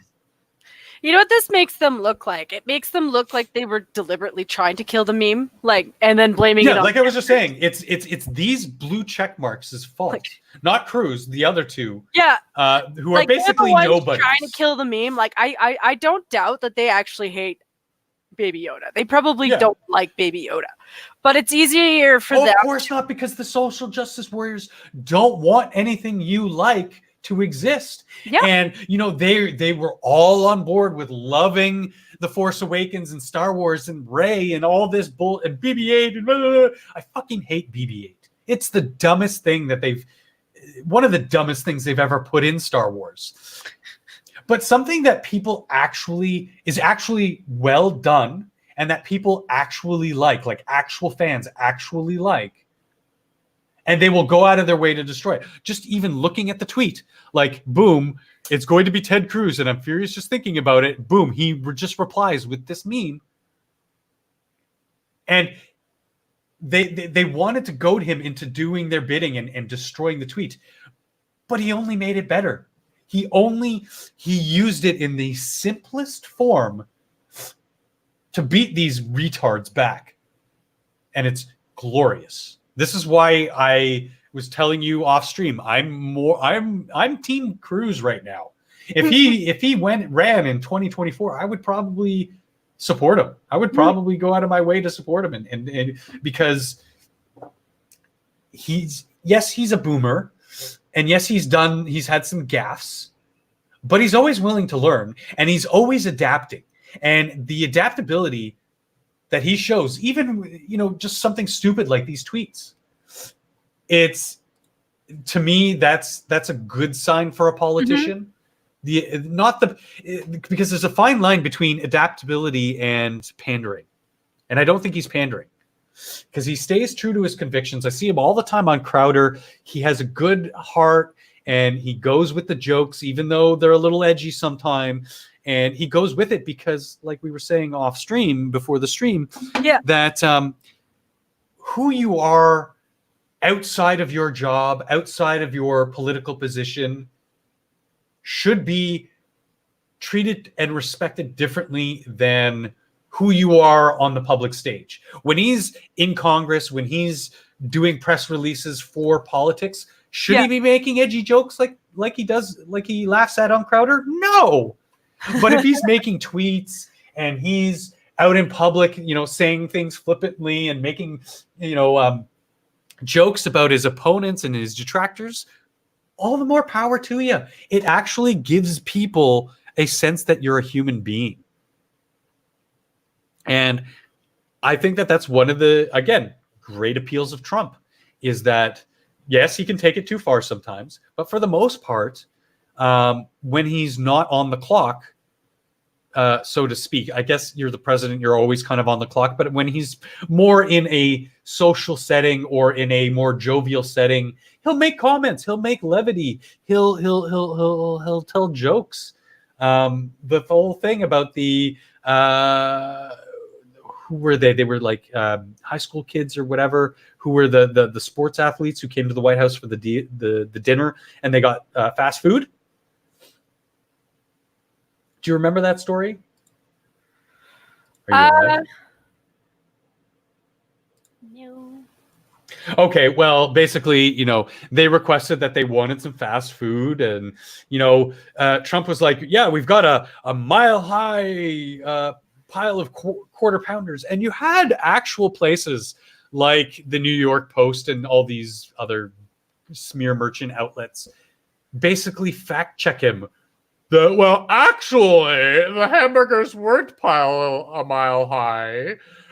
They were 24.32 inches, as you can clearly see. And it's like, you people are fucking stupid. That's not the time for exact numbers. That's a time of hyperbole. And again, the reason why these people really shouldn't be in the jobs that they have is because they can't discern hyperbole from fact. Yeah, like pretty much. It's like, do you really think that he meant it was a mile high? Like, do you really think that's what he meant?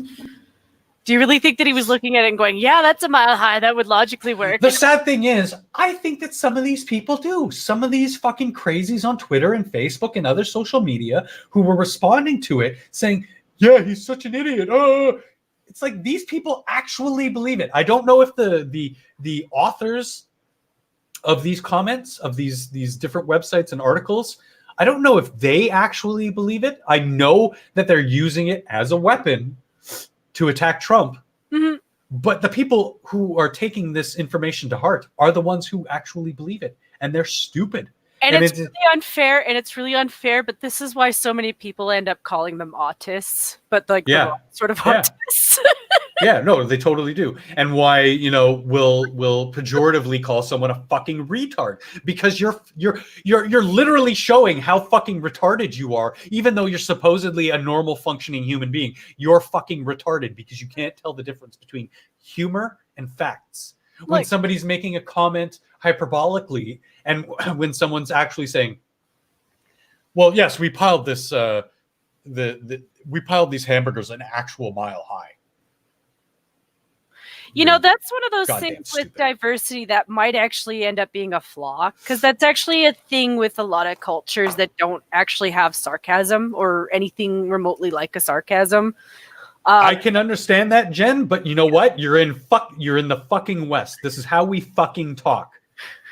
Like I was just saying about dealing with a worker, I'm not talking about like words. I'm saying like in terms of like culture, like there's some cultures that literally don't have the humor of sarcasm. Like I get that. But if you're going to be in our culture, you should learn it. You have to learn it, or you need to take the fuck off. Yeah, and they do have the big dumb Quinn. It's I'm just saying, like, Quinn. You know what? You're like the only person in chat. Do you have a mic? Do you want to join us for the last like half an hour?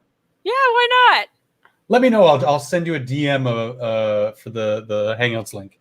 Yeah, it's one of those things. One of these fellows that I visit every once in a while does a stream from Japan, and I believe his name is his channel name is Abroad in Japan, and he's a British guy, and he said like the first year they lived there, he had a hard time with it because he's British, so sarcasm's kind of like a second nature. And it was just things like, like if someone were to ask him to do a job that he didn't particularly want to do, but it's his job, so he's going to do it. You might say something sarcastic like, oh, I'd much rather stick my, get my fingers caught in a door.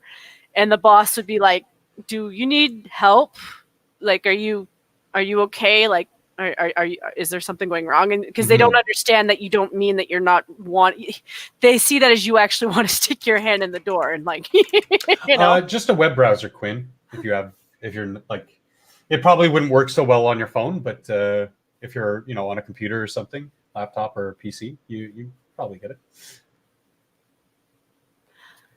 But yeah, you would just open, whatever.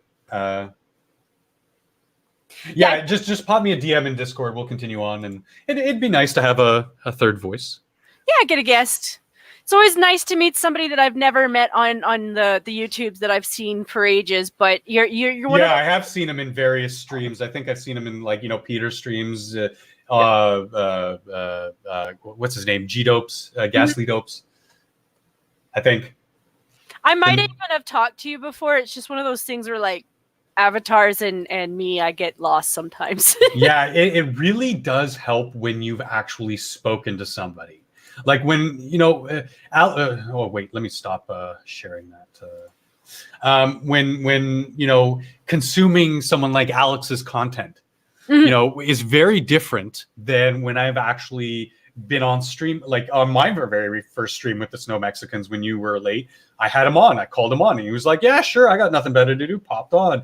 I've talked to him off stream plenty of times. Like you get a certain different sort of feel for who they are as a person rather than a personality. Because even me, when I'm in chat and in Gulf City or Lords of the Night, like something like Lords of the Night, that's more serious. And the three of them are more right-leaning than I am. I try to make comments that are more in line with my liberalism, with things that my penchant for being a little bit left of center. But I'll do it in more of a flippant way because I know, someone like Monkey's got a little bit more of a better sense of humor. And most of the time, he brushes it off. But the thing is I don't think that he's so unable to see the other side. I think it's more just like he's stubborn in how he likes things, That could be it, but it's also probably part of his online persona, his stream persona. Yeah. And again, it's why I like him so much and why I appreciate him so much, even though we don't agree on half of the shits that we believe. I respect his convictions. I respect his points of view. And I respect the fact that he doesn't take too many things too seriously. Even though he's a political junkie like I am, he doesn't, at the end of the day, it's not too serious to him. Like, yes, there are serious things going on and there's tragedies in the world or whatever. But at the end of the day, you take a breath, you feel thankful that you're alive, and you get on with doing stuff with your fam, Yeah. And I mean, there's lots of things where I automatically agree with him. Like anything when it comes to children, I just kind of tend to. Just because, like, from his perspective, I understand it entirely. Like father and grandfather, and you could tell right away he adores the crap out of his whole family. I don't think there's a single family member that he doesn't, love with all his heart. But like, there's some things I definitely don't agree with him on. Like some of his stances on women is just a little bit okay. I get that the U.S. has a huge population thing, so you're gonna get lots more Nightingale type style women, and majority of the women in the U.S. are still white. It's still a number thing. Yeah, I mean it's hard because there's just as many stupid men as there are stupid women. It just seems to be that they are more prevalent in societal change. Yeah. And they've definitely been the loudest of the group. But we go. Yeah, they're louder.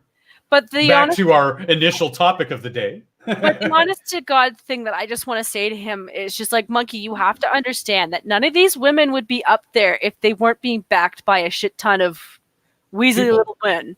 Yeah. Weasley little men. It's not just the women backing them up. It's the Weasley little men. Because a lot of women are real cowards. We are. Like, I don't doubt that there's tons of women in that group that are just like, I'm here because my friends are here, but, I don't really feel comfortable.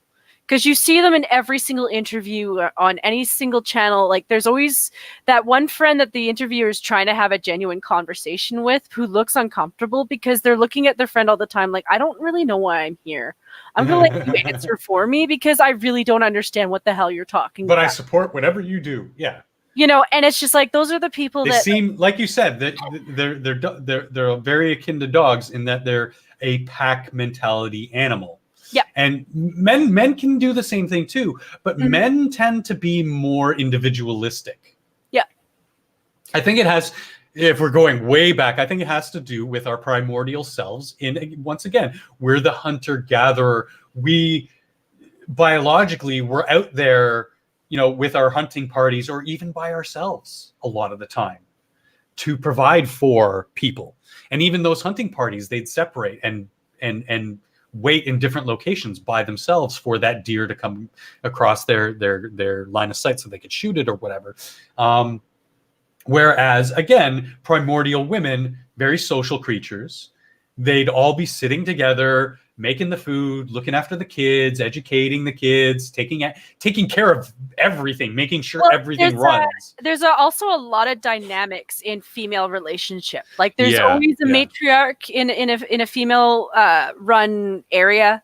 There's always like in between women who like suck up to the boss. Like that, you know, that thing has always been there. You know, a lot of opposition to women has always been other women. Like that's something that Oh yeah. The biggest opposition to a female is women. So it's this understandable thing that like women have a tendency to either suck up to men or blame men, because they do want to blame the women in their lives, but if they do, they're a traitor. You know, and that's something that I've thank God I've never had that mentality, because I'm like, you're a bitch, you're a bitch, you're a bitch. But it's something that at every level of female life, it's there. Like even when you're like 6, it's there. And it's even as adults, like they want to say that they want to be like more like men. Well, the first thing you need to do if you want to be more like men is you have to break away from the group, and you have to stop agreeing to everything that your friends say all the time. Yeah. And it's the reason why I don't have a lot of real friendships with females, is because I reached that point a long time ago where I won't. I'll disagree with you on stuff. And some women, you know, you've got a good female friend when they're okay with that. When they're just like, you know what, that's just how you view something different than me, and that's fine. Yeah, it seems like the competition between women is a little bit more malicious. Because yeah, I mean, look, as an example, look at sports. Yes, those guys are doing anything and everything in their power to beat the other team. Yeah. But at the end of the match, the end of the game, they shake hands. They have respect for one another. Yeah. We look at examples from the Second World War during between German and English troops at Christmas. Mm-hmm. There was a ceasefire because it was Christmas, because they, at the end of the day, they respected the other because they're men too. They might be fighting for different reasons, believe completely different things, and after that ceasefire, they'll be right back at trying to kill one another, but they still had that respect, that one-on-one respect. And women have another thing too. It's like really good relationships with women. So like you'll know which ones are good because of the relationship they really had with their family members.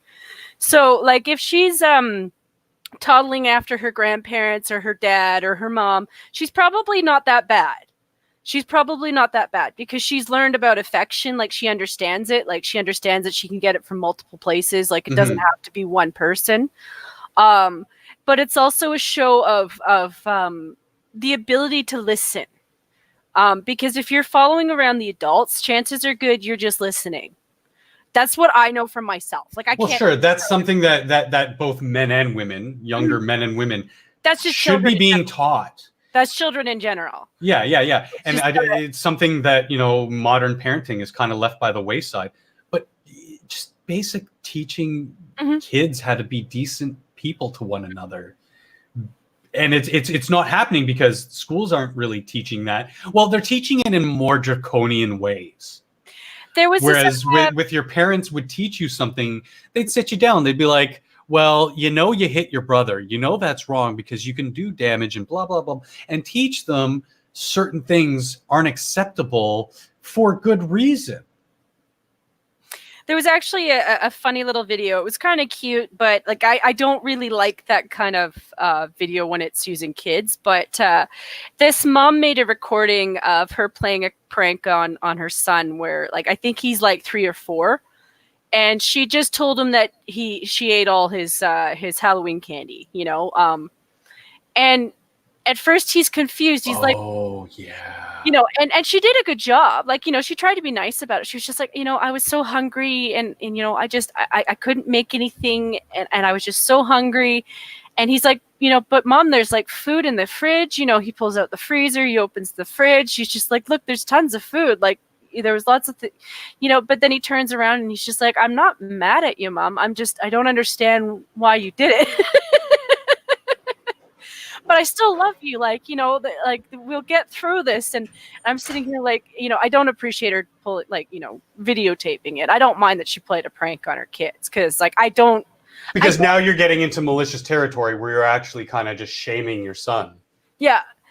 And I mean, she did it okay. Like, I don't hate what she did. Like, it's just, I don't really encourage it, because she did it nicely. Like, she did do it nicely. And his response was beautiful. Like, his response was a beautiful little boy, it's just, I hope she doesn't do that anymore. I don't. Yeah. Like you said, pulling the prank is one thing. I think at the end of the day, it'll teach him a little bit more about resilience, and he'll have a good laugh about it a few years from now. Mm-hmm. But to record it and to post it and to have people see it, that's just, to me, that seems malicious because you're intentionally trying to shame or make your son the butt of the joke to strangers.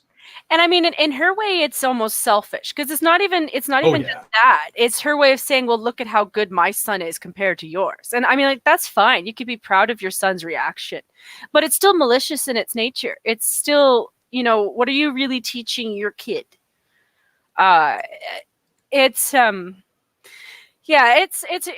internet is a different thing. The media is a different thing. It's like, she might have had good intentions with her posting, but at the same time, there's still maliciousness there because it was selfish in its nature. Mm-hmm. See, I'm of the mind that, first of all, the internet should be 18 plus. Yes. And that there should be a junior, quote unquote, junior internet for people who are under the age of majority. And that'll be pure information, kids' entertainment. You could have the stringent rules that places like YouTube are instituting for child content and all that.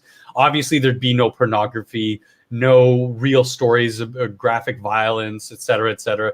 It'd be a safe place for children to learn, communicate, et cetera, without having to have those protective walls, barriers to navigate the internet, because they're children. They're still learning about this stuff. They're still developing. It's one guy developing an app away from happening. Yeah. Because it's not like we haven't had internet nannies before. They've existed since the beginning of the era of the internet. Like, there's always been programs that you could install that would block your kids from seeking out certain sites. Like, there were URLs that, Well, yeah, Elwyn makes a good point. Mm-hmm. TVO has children's internet program. Yeah. YouTube, there's YouTube Kids. But we had TVO, TV Ontario is our public access channel for Ontario. Was designated, like, you could sit your kid down in front of TVO and know that there would be nothing wrong with that. Mm-hmm. Maybe a little bit of conflict with some advertising, but for the most part, it's child safe TV. And a lot, there's channels like that. Why not have an internet like that? A green site, a green portion of the internet, a safe place where kids, can be plopped down in front of and have no worry that they're going to subvert the parental blocks or whatever, because kids are smarter than you fucking think. Again, human brains are wonderful, wonderful things. Kids can get a hold of these technologies and work them better than their parents who've been using them for 20 years. Mm-hmm. I think that's the battle that they're really losing. In all honesty, it's not that they shouldn't have the apps. It's not like they shouldn't update them, because that's how it is. Because, every year that goes by, that's how many more URLs that you have to catch. And those change too. But like, that's just how it is. If you want your kids to be internet safe, then you have to invest in the companies that. Well, if you want them internet safe, but moreover, if you want to be able to trust them alone with the internet, trust them alone with the technology. I mean, you wouldn't trust your 6-year-old alone with a big butcher knife, would you? So why would you treat, or a car, or a gun? So why would you treat the internet the same way? Which, as we've covered in stories today, we can obviously show that it can be just as dangerous. Yeah. But that's what I mean. Like, I mean, there are ways that they can do it that would block out the types of shit that you don't want your kids to see. Like, it's not that difficult to understand internet fingerprints. It really isn't. Mm-hmm, mm-hmm. I'm not even an internet guru. It's that simple. It's that's the thing that I think that frustrates me. It's a lot of work. Yeah. But it's simple, and there's lots of people out there. One of the kids that I used to look after, I think he was maybe 8 or 9 at the time, and his parents, both very tech savvy. One of them, his mom was actually a former boss of mine, a graphic designer, very, very tech savvy. His dad is a internet securities specialist. He travels all around Canada and the United States to make sure that people's internet security companies, multi-billion-dollar companies, their internet security is tight. And this kid, 8, 9 years old, managed to somehow circumvent the parental blocks on their Roku. And when I came down into the basement one day, was sitting there watching Playboy Channel. And I'm like, oh, no, you don't. No, you don't, Mikey. Fake name, obviously. Child, don't want to. No, you fucking don't, Mikey. You are not watching Playboy. He's like, and he was both so embarrassed and guilty. He knew he was doing something wrong, but again, this is part of, kids. I know as growing up as a boy, yeah, these are kinds of things that even when we're not sexually aware. In a subconscious level, we know we like women. We know we like boobies. We know we like these things. We just maybe don't fully understand why. Again, part of the protection in that, when you become a tween to early teen, that's when you start knowing in your mind and are receptive to that kind of information. But this kid, oh my God, like. Oh, yeah. Did you want me to read it? Because you sent me the thing, and I sent you the article. I was just wondering if Quinn was getting on, or if I can read it. We were just shooting the shit. We've already gone 2. We didn't have that many stories today, but we had a lot to say, so I'm okay with continuing to go. So the first thing I would like to do for this mom is send her as many manga as I could that covers what Japan does with students like her son when they do stuff like what he did, because her line of thinking is just hers. Just saying. Okay, so let's get started. Mother calls for apology after school makes son scrub the washrooms. So Winnipeg, disciplining children can be a difficult balancing act. But one Winnipeg mother says her boy's school crossed the line after making him scrub the washroom. Krista Lee says teachers at Sister McNamara, McNamara, made her 8-year-old son, Cruz, clean the washrooms. Oh, no. We were talking, and he said... Oh, that poor child had to, had consequences to his actions. He also learned how to clean a bathroom, lady. They did you a favor. Now you can give him a chore. But anyway, we were talking, and he says, oh, I had to clean those bathrooms, and they were really gross. And I asked, what bathrooms did you have to clean? Lee told CTV News Winnipeg, recalling the conversation she had with her son. The punishment came after Cruz and his friend flushed a sweater down a toilet. That's hilarious. Boys at that age are stupid. I mean, that's maybe a little excessive. Like maybe get them to No, I think that this is perfect, because this is actually showing the discipline. The punishment fit the crime. He flooded a toilet. First of all, I want to know whose sweater was it? Was it his? Was it his friend's? Was it something that they took from another student? They probably, yeah. It looks like bullying if they just flushed. I mean, it was probably one of theirs, and they were probably doing something stupid and probably wondering, oh, what they're going to do. Or maybe the kid just had an ugly Christmas sweater from grandma and he was sick of wearing it. You never know. Yeah. It's something that piques my interest because it gives context to the story, but is ultimately unimportant. Oh, there we go, Quinn. Anyway, okay. I sent you the link, Quinn. Yeah, keep talking. Yep. Okay, so the punishment came after Cruz and his friend flushed that sweater down the toilet. I had to clean the toilets and stuff downstairs and upstairs, Cruz said. Yep. Lee did as soon as she... Yeah, they learned how to spell CTV. Lee did as soon as she found out. She called the principal in disbelief that the teachers would make her son clean the toilets. I wouldn't blame them for it. I don't know that up and down needed to be done. They caused a flood. Oh, okay, yeah. So they flooded the toilets. They flooded the bathroom. The water was leaking down to the first floor. And I mean, we've kind of got the gist of it. Yeah. They were given options of what the punishment would be. What would it be involved? They could clean the sinks or wipe the counters or clean the toilets.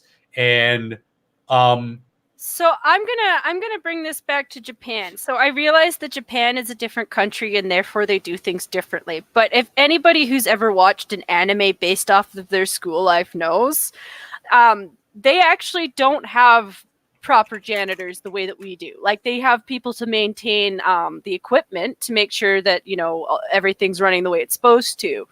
But the students actually clean the schools. They clean the hallways, they clean the classrooms, they clean the bathrooms.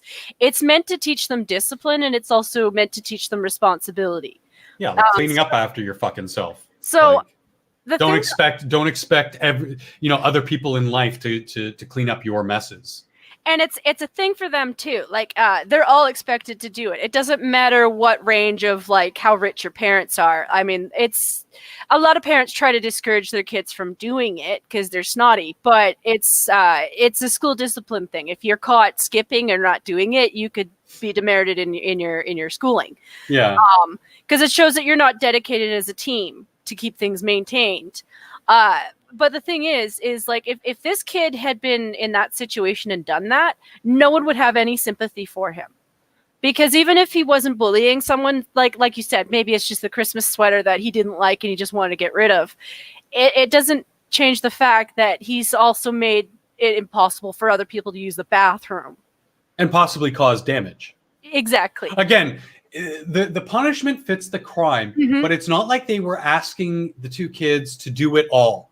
They were just saying, okay, well, now instead of having recess, you're going to have to help the janitor clean this mess up that you created. Yeah. Sorry.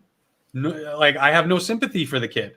No, this lady's out to lunch. I think she's just a bully mom. Like she's just like, oh well, my kid shouldn't have to do that. Well, I mean, lady, maybe you should step away for a minute and think about this one. Like, is there a husband in here? Because I think this one. I was just about to say it. There's no mention of it, but it does sound like it's a single parent home. Yeah, and it does sound like this kid's got some behavioral problems. I mean, even looking at the guy, this kid looks fucking shifty as fuck. I remember kids like you when I was in school. You weren't like an active bully, but you were an asshole because you got away with shit because you're at home. Your mom always let you get away with shit, because she's too busy going to work and then coming home and then having to clean up after your dumb ass. And there's no dad there to lay down the law and say, no, you clean up your room. Mom's not doing it. Yeah, that's what I'm getting from this. And like I said, like they're like I said, I know we're not Japan, but like there's certain things that I see there where I wish we had them. I wish we did, because it's little things like that changed. Well, shit, some of the shit that happened to me in school would have the online world today up in arms. Like when I made fun of this one kid who had this huge Jew fro. And I'm a Jew, so there was no racial tones there. But because the principal called it was bullying. No, these are not friendly, but like jabs at other kids. It's not it's malicious, but it's not malicious to the point of some sort of physical damage. It's just comments kids make. Stupid kids make stupid comments, and all kids are stupid. Yeah. So all kids are going to make stupid comments like that. But then the principal took me and my friends aside and made fun of our hair. Now, me as an adult, sure, that's kind of, whatever. But he would say things like, well, I don't see you guys with thick, luscious, full heads of hair. I'd be worried that in 10 years, your hairline's going to recede. And, like actually taking it past the line of maliciousness. Yeah, he's taking it to somewhere personal. Yeah. I mean, if he made like just jovial remarks about the hair, that's one thing. But he's actually saying, "Oh, you're going to go bald and blah blah blah blah blah." That's there's kind a of certain way to what's make going on here. a joke and a certain way not to make a ginger kid joke. Like there. And I'm just saying that one because that's the easiest one to cover.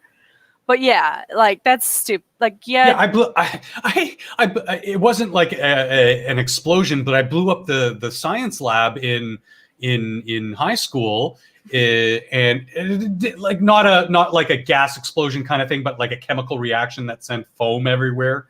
So something out of like an American Pie kind of movie. It was more funny than it was anything, but there was still multicolored foam all over the classroom, all over the science lab. So yeah, I had to clean it up, and it's not like I pissed and bitched and moaned while I was cleaning it up. I pissed and bitched and moaned that I was so stupid that I really didn't think of what the results of my actions would be in intentionally creating a bigger than you're supposed to chemical reaction. I would have half been giggling though. Like, I was just because of the multicolored. But I didn't go. It's not like, even though my mother was an asshole, it's not like she called the school and said, well, why did you make my son clean that up? Or help the janitor clean that up? I mean, I can only compare this woman to my mother and how her kid's going to turn out and how a lot of other kids turn out. Because if I'd done that, I would have been grounded afterwards. Yeah, I mean, we're making a lot of supposition here. We're not saying that this is it. Like, he would have gotten punished by having to clean the bathrooms, but I'm just saying that my parents would have been like, oh, you were a little asshole at school, were you? Well, I got the bathrooms that you can clean too. Oh, Quinn, there's a little bit of feedback. Oh, God. But you're coming through clear, so that's good. Oh, that's good. It's my first time on this thing. So, Hello. Hey. Your avatar up closer. I'm like, what the hell is the thing Looks on like top? a mushroom man. It's a chef hat. It's a freaking towel. Oh, Hair it kind of looks like the hat off of Strawberry Shortcake, but it's on Yeah, top of. kind of does.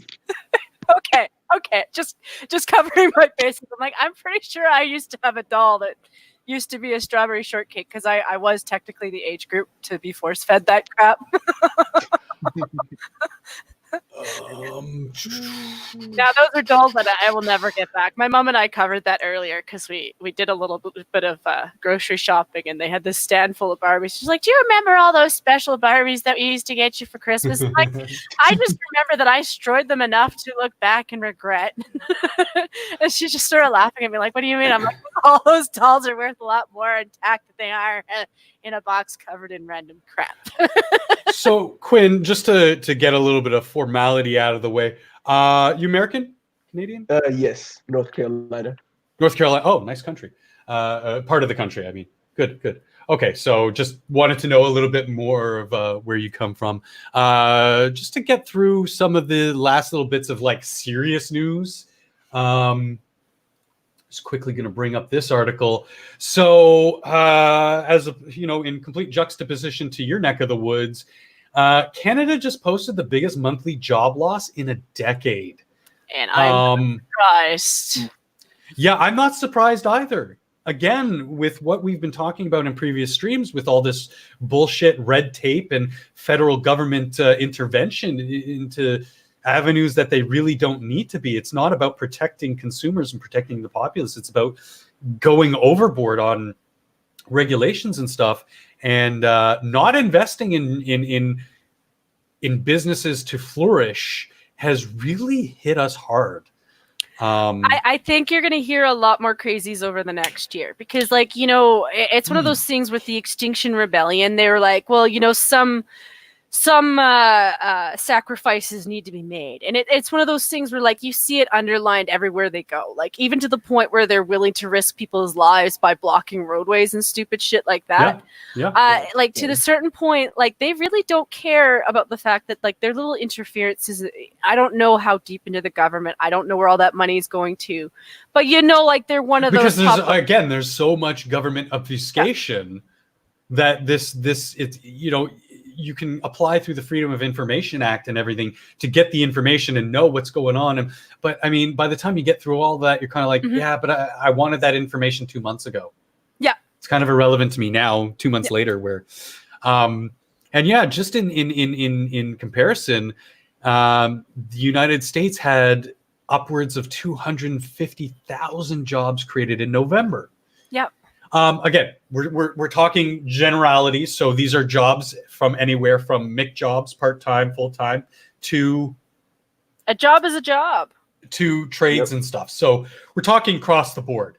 You know, like I would take. There's no real breakdown, but I mean, some jobs. Let's face it, some jobs are more important than others. Hey, you know, I would still take a McDonald's job. I mean, sure, I would be miserable and unhappy, but I would take it.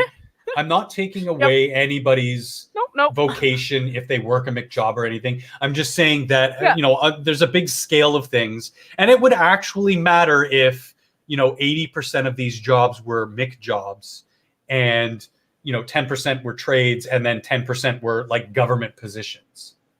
You know, if it was 33 between those two, I'd be like, or those three, I'd be like, yeah, those are pretty good numbers, actually.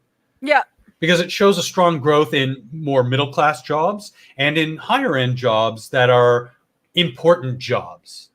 An increase in you know, that much of an increase in government jobs, I'd be like, what the fuck? We should be trimming down some of this shit and consolidating different arms of the government, not constantly expanding. Again, another reason why our country is in the shithole, Quinn.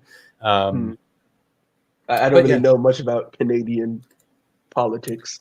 That's the whole point of our stream, is to try to get our American friends a little bit more educated about what's going on here, because we really are the Siamese twins of the world in that we're so attached at the hip. We might have, you know, varying differences in culture and our society, but at the same time, we are literally and physically the closest allies in the world. And our economies work really well together. Before the whole border thing happened, there was, you know, open travel. But now, you know, there's various problems that are preventing that from happening. A big one is our own government not playing ball with the United States, who only wants them to get their fair share for once, and stop overpaying for everything and stop being walked over by other countries in the name of trade. Believe me, for everything about Trump that's wrong, all the things that he's doing right, I wish we had. I wish to God we had. Yep. You know, it's one of those things where, like, there are so many things that could have gone so much better during Justin's last term if he would stop trying to pick up the torch from his dad in the whole, like, anything I can do to flip off the U.S., because his dad was, at least he knew what he was doing. You know, it was still stupid, but he knew what he was doing. Trudeau doesn't know what he's doing, because all he's doing is he's digging a hole for Canada. He's a fucking drama teacher. He's a drama teacher. Those are his only qualifications, Quinn. Literally. Why is he your president? Have you seen that mug? The women got wet in the panties. The gays, the progressives, they got all like wet in the butthole, and they voted for him. And we have a very more left-leaning culture. Like, you know, just personally and on a more national level, we believe in, you know, our laws might not reflect this per se, but it's more cultural thing that we, you know, respect the rights of the individual for the most part. And we like to make sure that there's a social safety net for the worst of us. So even me, myself, when I hit a hard time, I had to go onto welfare, but that was only to stabilize myself so I wouldn't become homeless and get another job. And that's the purpose of it. Unfortunately, people take these programs and Yeah, they definitely abuse it. And one of the things that we don't have is sort of like that anti-abuse kind of measures in place. We do have some, but not enough, because again, we respect the privacy of the individual. So here, you can't be drug tested without volunteering. So a company can suggest that you might submit a drug test result, but they can't outright ask you, and they can't demand it of you, and they can't fire you in the law. Yeah. In practice, that's another thing, because who's going to stop them from firing you a month later then, say, you know? It's really not good. But that's why we have something like the Human Rights Tribunal, in which people can come back and say, well, look, I can show you proof. Look at the numbers. You'll see that I denied them taking a urine sample for a drug test, and sure enough, a month later, I was fired. So I demand recompense for that.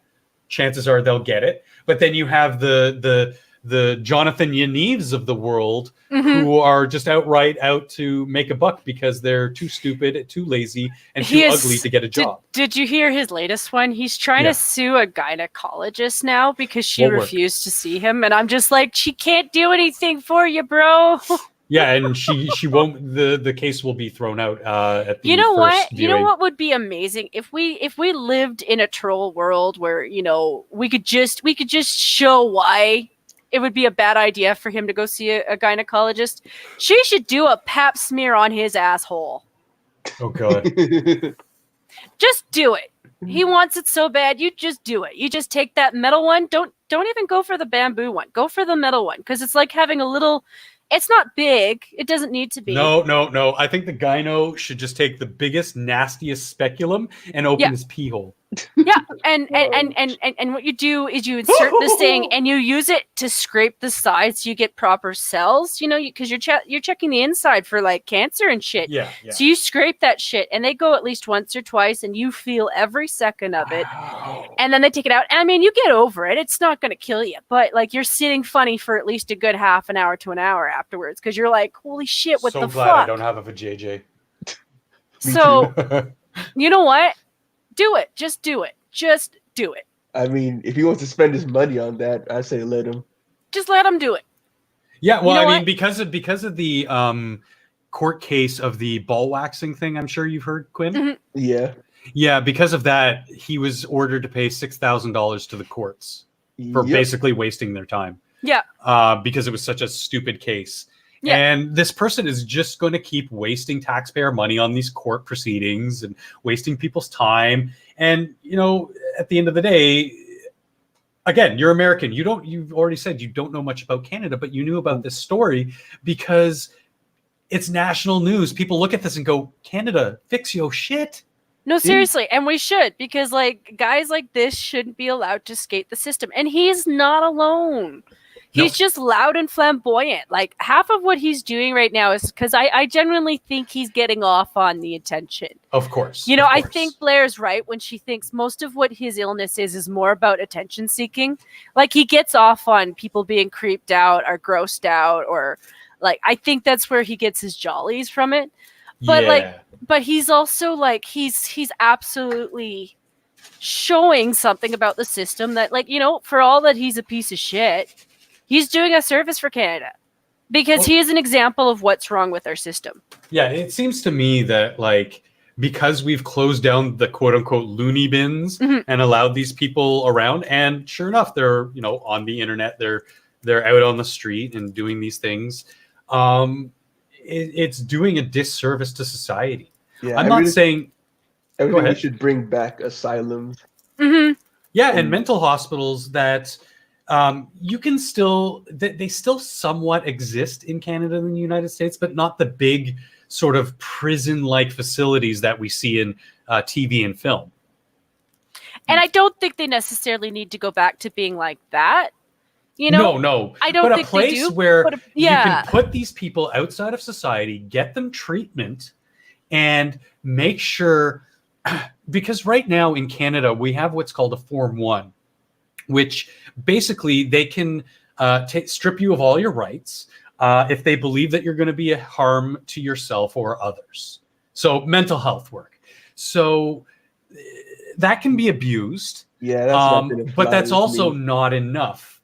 You know, it might, like Yaniv, she's not, for all intents and purposes of this argument, let's say she's not a danger to herself or others on a life-taking sort of spectrum, but, or, you know, physical damage spectrum. But she is dangerous in that she is a potential child predator. She is a potential just shit disturber. Just And at the same time, she's also an influencer. Even if she herself isn't the with the attention she's gotten. Even if it's all just memes, even if she's all just saying it to be like I said, if it's just for the attention she gets off on the grossness and like freaking people out, she's still influencing guys who are like, well, look, he's doing it. I wonder if you'll definitely have those morons, those fucking retards who will listen to this story and take the complete opposite view that most of us do, in that this person is mentally disturbed and needs help, but they'll be like, oh, they're just expressing who they are. And blah, blah. No, they're not. Because first of all, she's not transgender. No. There's no transitioning here. She's a cross-dresser. She's a transvestite. And he, she, whatever you want to refer to her as, is mentally disturbed, as you can clearly see, because they're going out of their way, like you said, Jen, to cause disturbance, to impact other people's lives and influence other people's lives. So there is a level of non-physical danger there and disruption, and it should be nipped in the bud. Yeah, I mean, let them cross-dress and stuff, but don't push that stuff on other people. Right? Like, you do you, homie. You want to dress up like a woman and pretend that you're a woman, whatever. You do you. I don't care. Hell, I'm not going to date you. I'm not going to wax your balls. If you've got the money to spend on reconstruction surgery of your own genitalia, I don't give a shit about that either. As long as it's not coming out of my pocket, I don't give a shit what anybody does to themselves. It has been said that, yes, certain transgender people who have actually undergone the surgery do need a gyno. And there are specially trained gynos who deal with that kind of stuff. But you haven't taken any hormones, you haven't done any drug replacement therapies, and you haven't done any plans even, or actually undergone any sort of reconstruction surgery to make a transition. And wouldn't that gynecologist be sort of specific? Like, if it's for the male genitalia that's been removed, then that person is a specific person. Yeah, exactly. For like that I said, job. There are very specialized, very specific gynos who can and do treat transgender people. But they're not the run-of-the-mill. No problem. The run-of-the-mill gyno isn't going to have the medical expertise, just like the ball waxer or the waxer. They don't have that certain technique that it would take to wax some male's nether regions as they do with a female's. Because, I mean, like, they're very, very different. I don't care what any of the Twitter warriors say. Men and women, biologically, mentally, socially, we are very different creatures, but we are symbiotic in nature, that we may be very different, but we work together to improve our lives, to have families, to perpetuate the species. It's also frustrating because, you know, again, Quinn, as an American, you don't know much about Canada. You see this stuff, it's kind of like a big joke, and the rest of the world goes, another joke out of Canada. Yeah, it's one of those things that a lot of these transgender people, I really, it's one of those things where you really want to sit down with them and have a real-to-real talk. Because when I think about things like, I have to pee all the time, you know, and it's like, why do I have to pee all the time? Well, I have 3 other organs that men don't have. They actually do not have them. You do not have ovaries, and you do not have a womb. So those things don't have to be big in my body to completely rearrange how I function on a daily basis. Yeah. To the point where, like, if I were to drink, like, literally just a cup, like 250 milliliters of water, like, it's going to affect me sooner than it would a guy. You know, it just automatically will. Even if you're Blair White, who's taking the hormones, that is something that is always going to be something that you don't have. And she's great. I love her because she understands that. She knows that. And I can still say she because I acknowledge her as a girl. I think in her head, she's as much a woman as I am in her own way. But there are things that she is never going to experience that I always experience every day. Because the fact of the matter is, I have organs that she does not have. And they affect everything. Like for every woman, it's different. Like for most women, it doesn't do anything. But for a lot of women, it affects every single factor of my life. Like my engine has always been kind of weird. Like it doesn't work properly, and I refer to those organs as my engine because I believe that men also, because of the VAS, I think it's the VAS, the little switch that switches between party time and PP time, is a lot more because it's a little bit more controllable for men. Oh yeah, I can hold it for like however long, and I'll sometimes forget I have to go, and then like 1 to 2 hours later, I'll be like, oh yeah, my bladder's full. I gotta pee. I can't do that. Like, and women just physically cannot do that. Like I have ninja attacks. They can hold it for 15, 20 minutes, might be pushing it half an hour. Oh shit, she's gonna pee her pants. But like you just said, Quinn, like hours later, you kind of go, oh yeah, I had to pee. I think primordial humans, we developed this because men were out in the bush, and if you were tracking prey, you couldn't just go relieve yourself because the prey would smell your urine from kilometers away. Oh, sorry, we have a guest miles away. You know what I mean? Like if you took a piss in the bush waiting for that deer to come across your sights, you're not going to get that deer if you just took a piss somewhere. So you'd have to, through necessity, sit there, wait, hold it for hours, get your kill, and then relieve yourself. And that's never really changed because, it's one thing to be a farmer out in the middle of the field. And I've been told Kegels can help. But like, if you're like a Women, soldier, like, can you imagine like the gear that was worn in the day by footmen going to war? Oh, like hell, you're just gonna take that off real quick to go have a piss. You're gonna hold on until you have time to go do that because those look like a pain to get off. So, on the topic of strange bodily function, I'm sure we've all heard this ridiculousness. Somebody actually paid $120,000 for a banana duct taped to a wall at an art exhibit. I mean, look at it. So yellow and against the white background, it really pops. I do like the message that the duct tape is sending about society, sticking to the wall and we need clinging. To tape the male penis to check in their hormones. I swear New Age art is just a meme. At this point, they're just selling people memes. As somebody who's trained as an artist, like a lot of it is what I can get away with and claim as art. I wouldn't say a lot, but there is a certain section of people who do that. Whereas someone like Andy Warhol, who, if it was in today's date, probably would do an exhibit like this, but there actually would be meaning behind his work. It would take more time to explain than we have right now, but there is a very different in the postmodernist art movement of America, and something like this definitely. I believe that this banana was the banana that actually went up TJ Kirk's butthole. And that's why it went for so much. Oh God! But it's also the name of the artist. So if an artist has made a name for themselves doing certain things, they can sell off something like this and it be complete bullshit. I'm just bringing it up because you brought it up in my brain unintentionally. But the Kirk and the banana and the amazing atheist and the banana. One of my Discords I was on, this guy really got a kick out of posting that picture of him in that little nighty gown with his little button penis. Ooh. Luckily, I haven't seen that photo. I don't want to see that.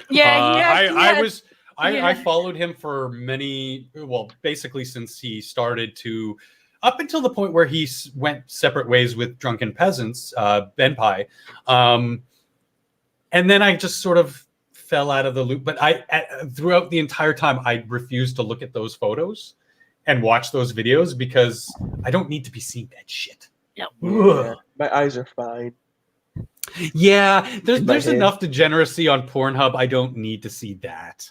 See, I just knew the kind of people who are like, I know you don't need to see that, and I know that you don't want to see it, but they would send it to me anyway. And it was just like, once you've seen it, you're just like, okay, well, he's basically got a penis about the size of like the first digit on your thumb. Oh God. I mean, I want to laugh at that, but I just feel sorry for the dude.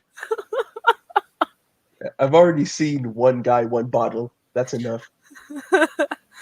Yeah, that's all that happened there. I don't even know if that was a real picture, because like once you see it, you kind of don't want to look anymore, you know?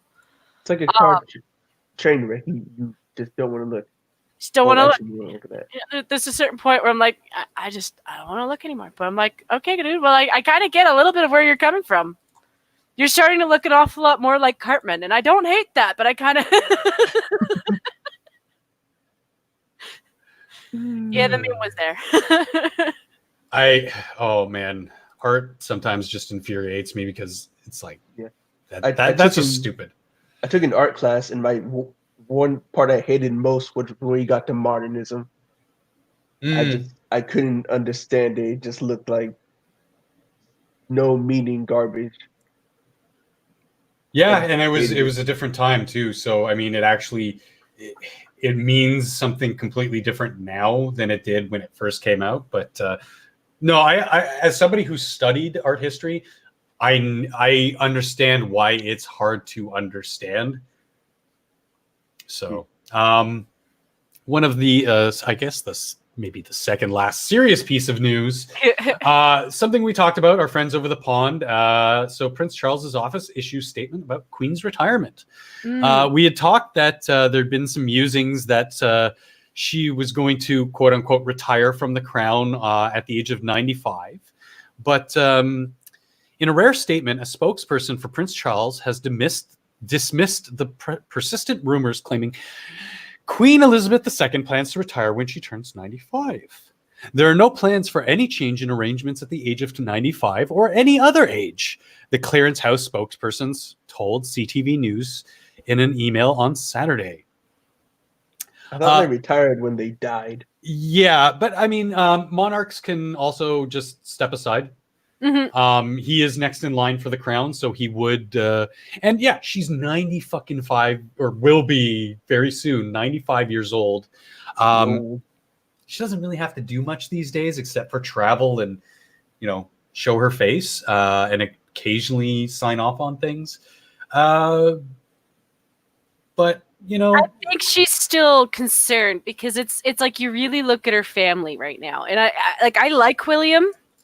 I do. But I don't think he's very strong, and I don't like Harry because Harry's like a tool to his wife. I don't really know much of anything about any of them because I just don't care. And Charles is a nothing burger. Like, for all his flaws, he's not a leader. He would be like, if I can remember his name properly, because I get them confused, but there was a king in England that was mentally handicapped. Like, he was mentally handicapped. And the last thing you want is a ruler who's genuinely, that's why an electoral system, be it the parliamentary system or the electoral college, that's why those things work. Yeah. Yep. Yeah, it's one of the. I think. Oh, it was King Henry. I think it was King Henry the second. No, the second. No, it was the sixth. It was the sixth. Henry the sixth. Yeah, I don't know. Yeah, like I said, I was just bringing that up because it's if there was that exchange of power, then it would be somewhat relevant.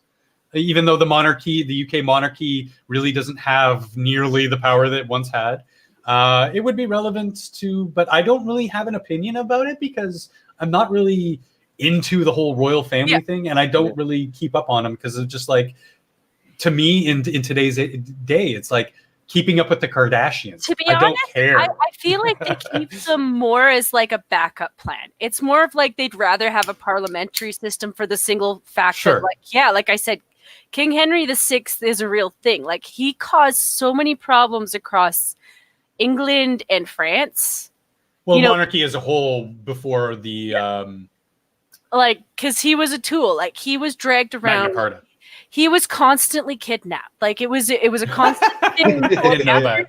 Going after his throne, he was constantly kidnapped. Like, that poor guy, if you actually look at the history of his life, like, you feel so bad for the guy, because he was just a genuinely nice guy. Like, you know, he would go and watch executions like a child. Like, I don't want to see this. I don't want to see this, you know? Mhm. And this guy is supposed to be like a dominating king in England, like England. And his story life is just terrifying and sad. But he is an example of what you don't want out of a monarchy.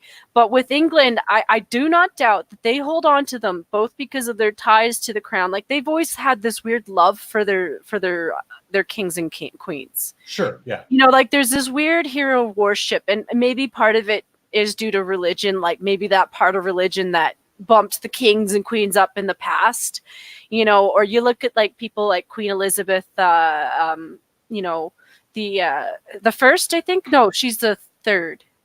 The redhead, the big one. She was a piece of shit too, but she did amazing things for England. Like, she wasn't a good person, but she did amazing things for England. You know, so they look at that and they're just like, well, you know, every once in a while you get a lucky one, and they're just too stupid like that. Oh, God. Yeah, I stopped caring about the UK monarchy after the revolution. Yeah, I honestly think it's just like, it's a lingering hope that maybe one day they'll have one that comes out that's just like, you know what? They still had a good leader. You know, look, this is the king that we're waiting for. This is King Arthur. And it's just like, that's not going to happen. It doesn't work like that. No, I mean, even look at you know, we've more or less as a nation sort of separated from the monarchy, and instituted their parliamentary system. The Americans, In a less cool way, but still, you did it. What's that, Quinn? In a less cool way, but you still did it. Yeah. Well, like I was going to get to with the American style, I'd still prefer a parliamentary system, but with their checks and balances, as well as their electoral college. We've talked about this before, Jen, with the House and the Senate. Mm-hmm. One is representative of the population. One is representative of the territories. Yeah. And you probably missed it, Quinn. I always get these two mixed up, but one of the two, both of ours, our House and our Senate, are both based on representation by population. So that's not yeah, true. so I think it was, I want to say the Senate, no, the House. The House should be representative equally between the territories. So each province and territory has, say, 2 representatives, 2 senators, and everybody else. Mm-hmm. Oh shit! Sorry, Newfie was just messaging me. He was just apologizing because he's at work and can't come on and can't listen. But yeah. So, but then the Senate, yes, you're advocating for your representative of your people, not your territory, right? So that's how the American system works. That's how our system should work, and that's one thing that would help fix a lot of our political misgivings currently. Well, considering even when you have the fact that it's supposed to be based off of population, it's still skewed. It's still skewed because you look at BC, and they have 2 million more people than we do. Yeah. And yet they have 4 more seats than we do. Yeah. And then you look at the Maritimes, and they have 2 million less people than we do, but they have the same amount of chairs that we do. Yeah. Then you compare Alberta to Ontario, we have 4 times the population, we have 4 times the seats. And then you look at But that doesn't really make sense because at that point you're not representing people, you're representing the territory. So that means you're representing the land, the borders, the people in it, the trade in between, the travel. Like, these are more economic issues than they are social or political. And the reason I'm inclined to prop up Saskatchewan as much as I am is because they have the same population as we do. Yep. And they have More seats. It makes no sense. No, Saskatchewan has 14 seats, and they have the same. I thought you were talking about the Maritimes. No, I went from the Maritimes to Saskatchewan. This is what I mean where it's skewed. Saskatchewan has the same population as Alberta, and yet we have 33 seats, and they only have 14. They only have 14. They make maybe a little bit less money than we do for the GDP. Yeah. But they make just about as much. It's just they have to give Quinn a little bit, and anybody else listening who might not be too familiar, basically where Jen lives is our quote unquote flyover states. So between Ontario, where I live, and is like the political and economic center of Canada, you have the Manitoba and Alberta, and they're the prairies. They're both, gorgeous pieces of real estate and gorgeous parts, and just as important as any other province in Ontario. And then you have British Columbia, which is, our Florida mixed with California. It's fucking insane over there. Yeah. So people tend to, in political and social contexts, ignore it. And it's going to be to their detriment. It is. Because look at what happened with Hillary. She ignored the quote unquote flyover states in the United States, and that cost her a dynasty.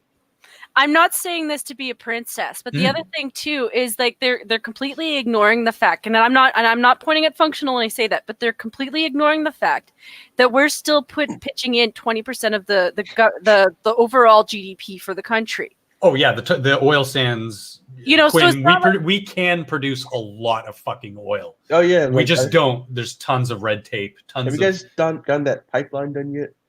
We have 3 of them, but one of them is still in contention, and they want to upgrade the ones that currently are there, and they want to have better trade because Alberta is landlocked. So it has to go through native land. It has to go through BC, and there's various things blocking it. We won't go too deep into it now, but there's lots of reasons why it's not flowing. The spice must flow. And they're an economic powerhouse now with all of their red tape. But if we stop kowtowing to climate change fucking cultists and just relied sparingly on just the science and the impact on the environment and pollution, then we can get somewhere. But you'll have people protesting from Ontario, Quebec, in somebody else's backyard because they're told to. Yeah. They're told it's wrong. They're not given facts. Yeah, they're shipped buzzed in, they're shipped in, or they do it online. Yeah, it's been and cucks like Trudeau, they just bend over backwards and say, "Yeah, well, we'll carbon tax the shit out of you." Anyway, let's get off the serious topics and move on to our entertainment section, because we're almost at the 3-hour mark, and we typically only go for about 2.5. So but I'm still having a good time. So the Witcher trailer released this week, and how's the volume? Witches. I hope it's good. It's good. I hope it's not too loud. True what they say. I'm really hopeful because I like Cavill as an actor. I like the source material of the books.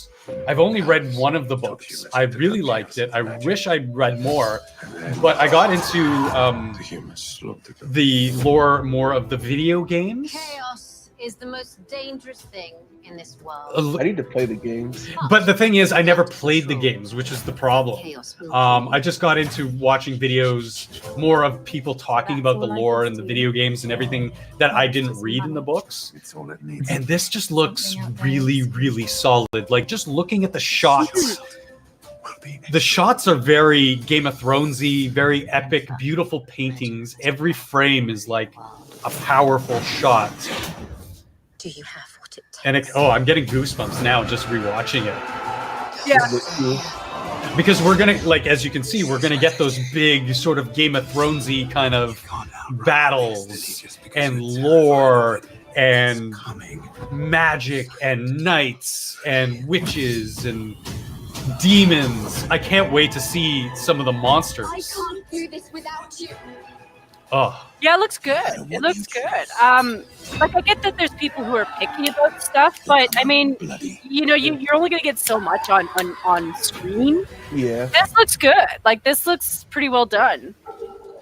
like look Ooh, at that I like the spider. spider. That CG, the makeup, and mixed with the CG in his makeup and his face. Oh, It's too bad I'm getting rid of Netflix soon oh yeah. because it's too expensive. Oh, that's a shame. Not worth it. I dig, I dig Netflix because it's like if I don't have anything to watch, it's something I can flip on and have background noise.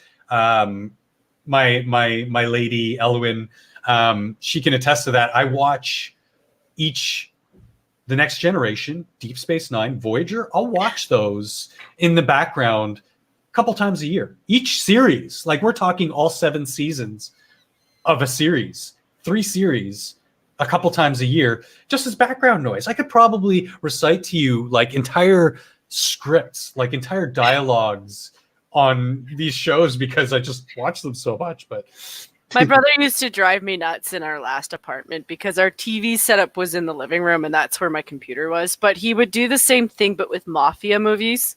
But he would use them to fall asleep to. I would be scared if he switched up the movies every once in a while, but like he'd have to complete the movie, you know? So like yeah, he'd try to find where he left off, like where he fell asleep, and then so I'd end up having to watch the movie over and over and over until he finally like finished it. And I was just like, you're just gonna fall asleep, dude. Gunfire. Anyway, it's been fun, guys. I gotta go. oh, thanks for I'm late stopping for a in. different appointment. No problem. Later. See you around. Thanks for coming. So yeah, let's just wrap up with our last couple stories. Sure. Mad Max Fury Road is confirmed to be happening. I'm happy about that because the first one was actually really good. It's really a good juxtaposition to what's been happening with the mainstream media in their reboots. A lot of their reboots have been utter trash. Mm-hmm. And when we get the ones that are good, like Mad Max Fury Road, I mean, first of all, George Miller, genius. I know some people might take issue with things like Sin City and didn't like the movie or whatever. But one thing you can say was that he was a painter and his canvas was film. His shots, his way of conveying that visual style was always gorgeous, whether or not the movie was good or not. And something he translated excellently into this post-apocalyptic world is Fury Road. You know, some of the iconic shots. The actors, oh my God, Tom Hardy and what's her name? Atomic Blonde. Come on, Charlize Theron. Both great. Tom Hardy is probably one of my favorite living actors right now. Charlize really good at what she does, and when she's in a good film, she really excels. Doesn't have the shot there, but yeah, it just the visual stunning effects mixed with a good reboot. Wow, I actually, when I see things like The Witcher, when I see things like Mad Max, when I see things like Mandalorian. Yes, I have my apprehensions because any number of things can go wrong. I've worked in the film industry for many, many years. Any number of things can go wrong from conception to inception, and it can ruin the entire project. So there is a little bit of apprehension there. But when something like Mad Max is proven, and George Miller has proven that they can put out a good product, or that yeah, Star Wars isn't dead. They still can, if they get the right people, have a good Star Wars product. So, it might take them a little bit to win a little bit more trust back, because I think a lot of what they've lost is a lot of fan trust. It's not just that some of the movies were bad. It's more just that like the communication when people were like, hey, you know, this was really crap. That's where a lot of those bridges really are, you know? Yeah. And like saying, thank you for your input. We understand. We're trying to understand where you're coming from. And we'll, you know, it might come off as corporate bullshit speech, but at least it's not, oh, well, you're just an internet troll, or you're just, like A you're a misogynist. misogynist, a bigot. You didn't like the women's. Well, no, but this is why when I look at the trailer for The Witcher, I'm like, okay, this is a trailer, first of all. But if we break it down, like I was saying, yes, the visual shots look stunning. Yeah. So it's giving me a little bit of hope. I'm less skeptical. I'm still clinging on to my skepticism. I will always wait until I absorb a product before rendering a final judgment, like I did with the Star Wars game. But once they show to me that they're at least trying, then I begin to get a little bit more hopeful. And yeah, looks good. Looks real good. Like, entertainment is not dead. Not yet. I mean, there's a lot of schlock out there and a lot of bullshit and a lot of garbage, but it's not dead. So good on that. I think more guys are working their way out. I think that's what's happening, because I get the feeling that I would imagine by now a lot of Hollywood is probably feeling their wallet shrink a little. Like, I mean, I know they're insanely rich for a lot of those guys, but the profit margins aren't there. Because I refuse to see certain movies now. They could be great, but like there are legit actors that I refuse to watch because I'm just so sick of giving them money. Well, like I said with that other Rian Johnson movie, I would have normally gone to go see that in the theater. It looked like a pretty decent whodunit romp, like Clue, like a modern Clue. But I'm not going to support Rian Johnson. Yeah, I don't want to give them my money. Star Wars. I saw the first two I saw the first one in theaters. I waited to download the second. I'm not even going to bother seeing the third. And it's the same with actors. Like, there are tons of actors that I refuse to see anymore because it's just like, you know what? I think you're a disgusting piece of shit. I'm tired of you telling me what to do or how to think or how to live my life. Go fuck yourself. I'm kind of a big proponent, though, of separating the art from the artist. I try to. Yes, Charlize Theron has been a bit of a cunt on social media and in press reports, but she's still a phenomenal actress in the right film. Atomic Blonde? No, because you're not going to believe that some 90-pound woman is beating up a 300-pound Russian bear. That's not realistic. Mm-hmm. But in a movie like as Furiosa in Mad Max Fury Road, she was really good. Yes, she was one-handed and she went toe-to-toe with Tom Hardy's character, but she didn't overpower him. She more so outmaneuvered him and outthought him. And, they're fighting on sand, so there's different things to consider. But, punch for punch, he would kick the crap out of her.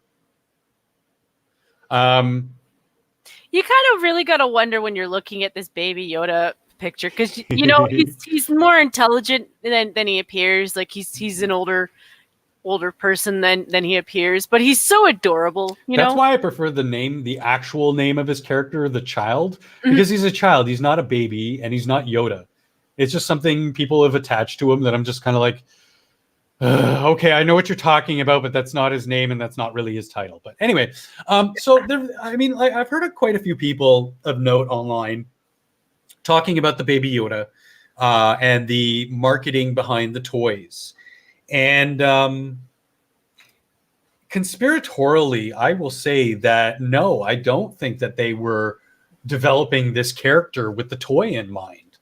Or else they'd already have it out there. They'd be making billions off of putting out the child merchandise, the Baby Yoda merchandise. They'd be making billions. And here's the thing. This is a hit and miss character for them, too, because it's not like they haven't tried cute characters before. And look at the history of Star Wars. I'm sure Jon Favreau, before it actually released, was shaking in his boots a little bit, even though he's done really well in his vocation. Yeah. The fact that he's picking up a Star Wars property, something that's already been tainted, excuse me, he was probably a little worried.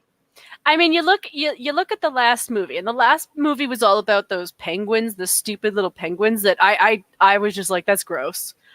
Was it? To me, like I thought it was Endgame. Endgame?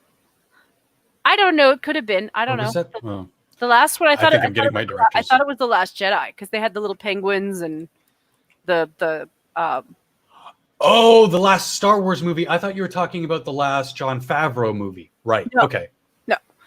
No, I'm just comparing like the cutesy things that they've tried in the past that failed, you know. So like for him to put this out there, it could have been a hit and a miss. It was a complete and total hit. Like the idea of a baby or a younger version of a Yoda is absolutely interesting because you always see him as an older guy.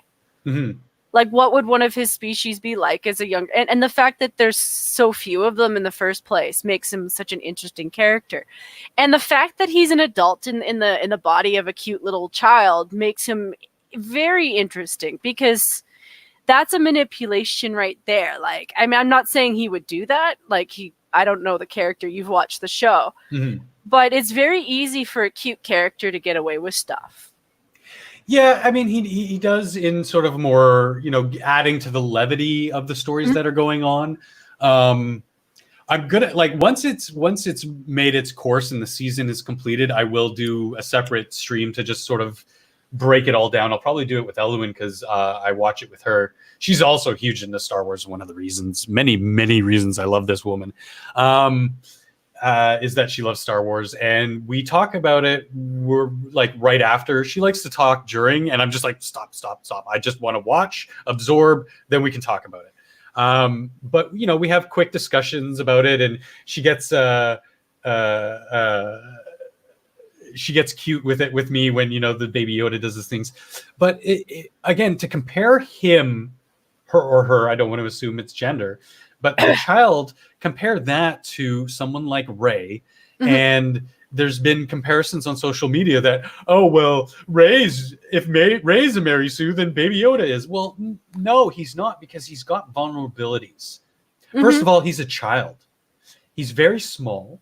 He's very vulnerable. The only exhibition of his power left him unconscious, sleeping, hibernating for days.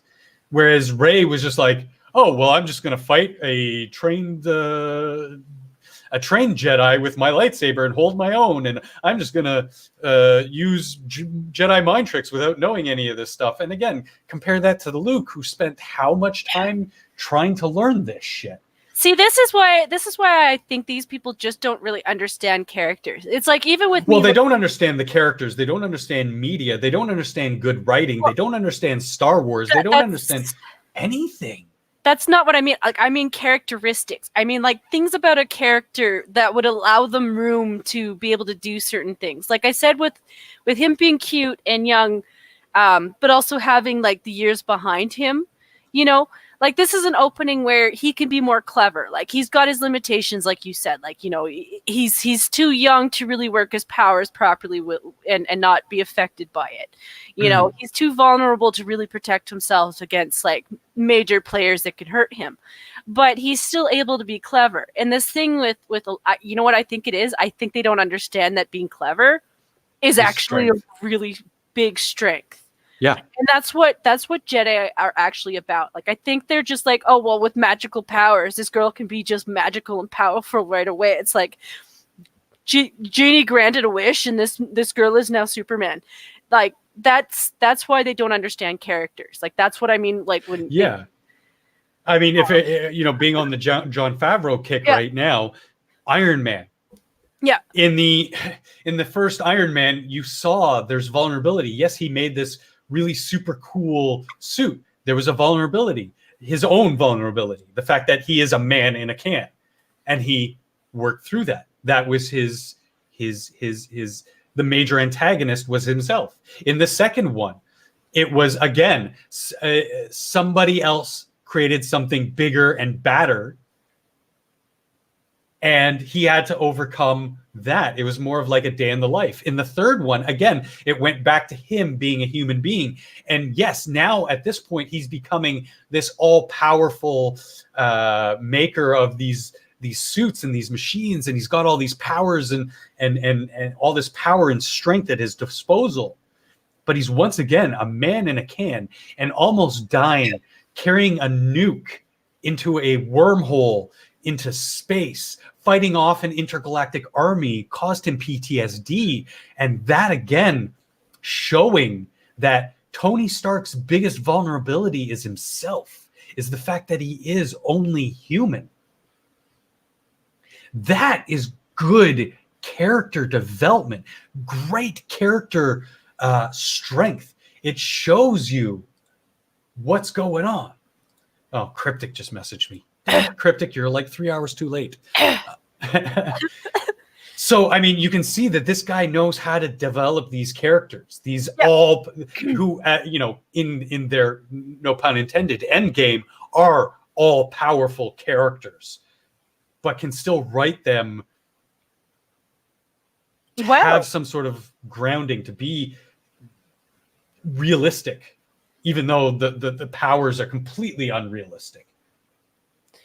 It really is the thing. I really think that these kids that are writing these new stories, who are pushing these new scripts, and I don't know that they're kids. They could be older millennials. I don't know.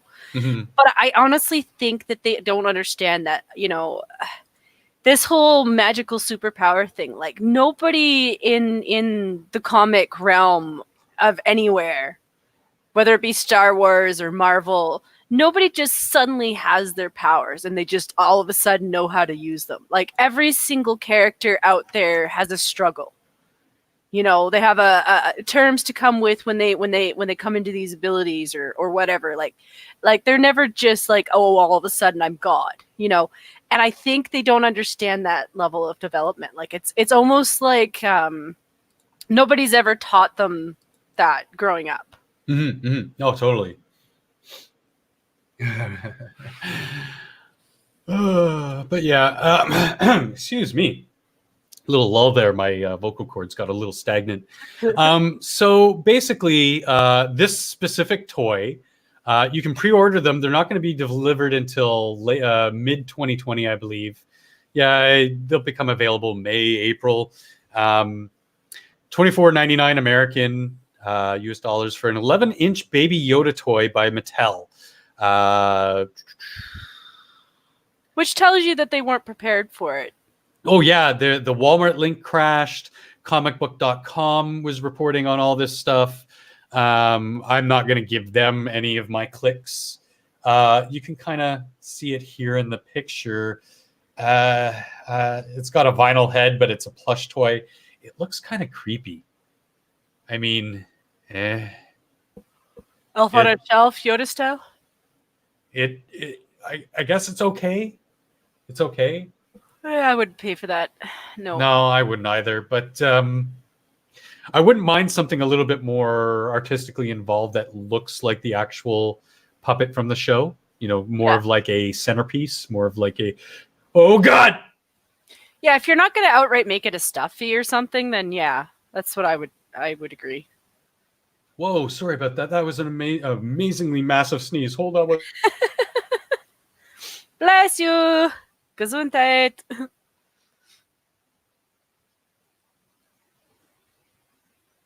Oh. Did you make it? Whew, that was rough. Oh, God. 1 second. Oh, boy.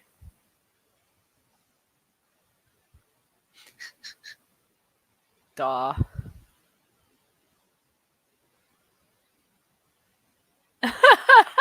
If you're contagious, Owen said she's getting a hazmat suit. Those are hot, by the way. I'm just... Oh, man. She knows how it is in this apartment. So, yeah. Don't pre-order your Baby Yoda, but it's kind of cool that the merch is coming. Yeah. Oh, my God. I'm going to get another one. And it's me! Yeah. See, it gets violent because I'm trying to hold it off because I didn't manage to mute my mic in time, but 1 sec. Oh my God. Here, I'm going to share the last story. And it's just a funny, I got to sneeze. You talk. All right. He's got a funny story and he's going to share that in a second, but I think he's got to sneeze a little bit. But this story is going to be hilarious, and it's going to leave us giggling for at least a good hour afterwards. Florida to open its first ever snow park. Actually, let me move to StreamYard so I can. There you go. So yeah, I just thought. I mean, I don't want to get it too much into the story. It's just actually kind of funny that all the snowbirds who moved down to Florida and they want a snow park. Plus, think about it. If you live in Florida, what are the chances that you actually have like winter clothes? That is so dumb. Oh my God. I can't. It's so dumb. I mean, I could see some people in Florida seeing it as like a gag and going just for the like lulz, but yeah, that's stupid. So stupid. You're gonna have swamp ass with snow. That's great. Yeah, and those are two things you definitely do not want. It's gonna be. I didn't know if it was gonna leave people laughing for hours, but it was kind of funny. I mean, I thought at least. I mean, being think a about Canadian. people being chafed to holy hell in Florida with swamp ass. Sure. I'm not sick, Ellen. I'm just I don't know why. Like I just woke up today just really stuffed. And I'm not sick. I can feel when I'm sick, and I don't generally get sick. That's one of my superpowers, Jen, is I very, very rarely get sick from anything. If I get a cold, yeah, I get the man cold. I act like a complete fucking baby, but it's very few and far between when I actually get them. So that spicy soup you like. Well, that'll help anyway, because the spicy soups will usually clear you out. Oh, yeah. No, I plan on, after this, I'm making a sriracha chicken soup. It'll clear me right the fuck out, which is nice because my sinuses, as you've probably heard, could use it. So this has been the Snow Mexicans and our lovely take on some of the news. Thank you to our guest, Quinn, for showing up today. Yeah. Thank you to my magnanimous host, co-host, Genty Maxey, with her intimidating roar. You can find us next week on Tuesday on Jen's channel, Snow Mexican. Yep.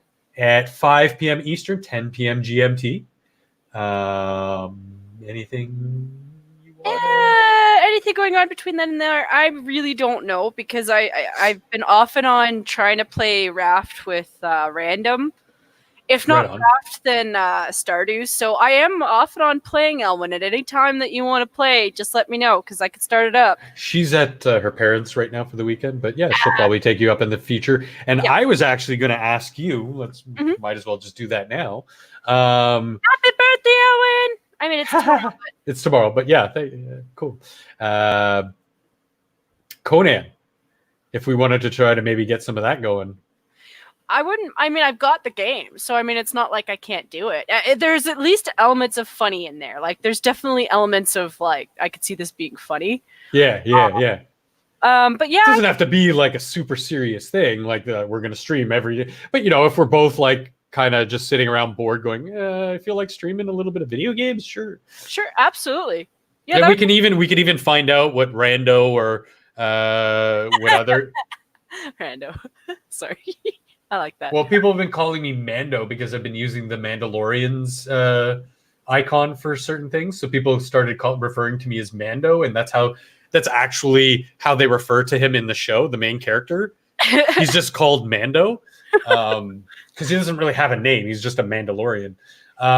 So yeah, I mean, like Rando or whoever else, if we can find a game that please not 7 Days to Die. I'm just not a big fan of playing that game. I like watching the guys play it. I don't like playing it.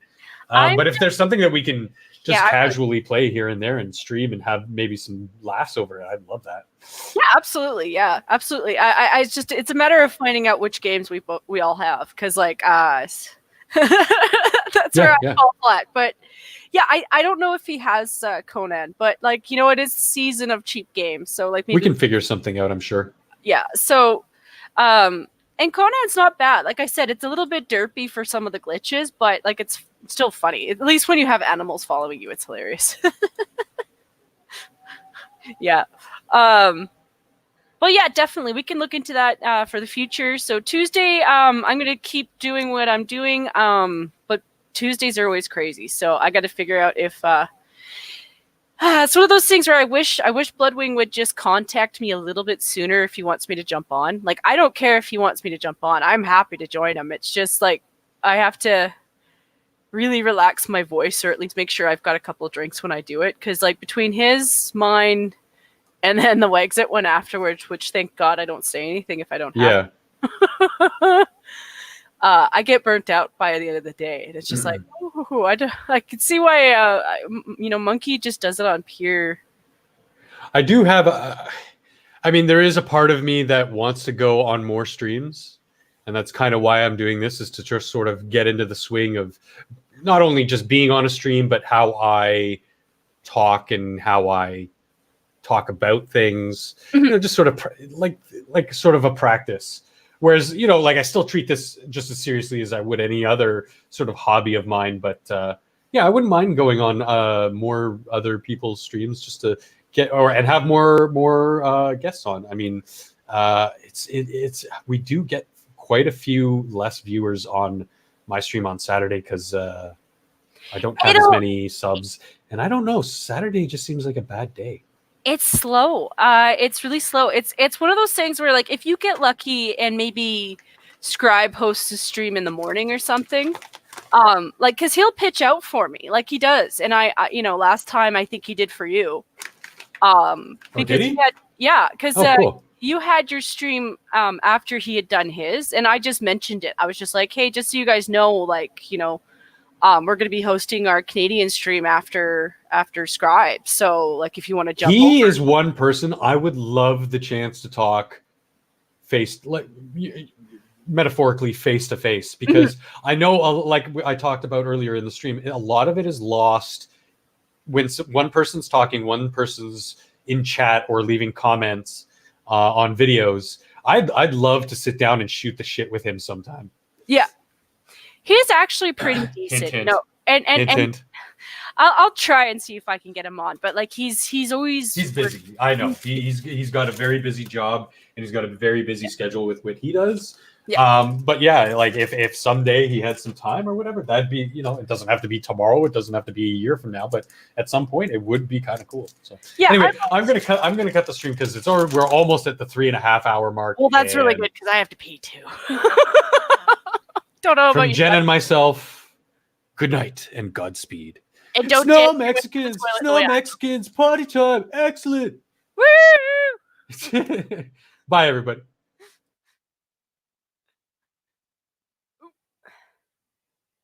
All right.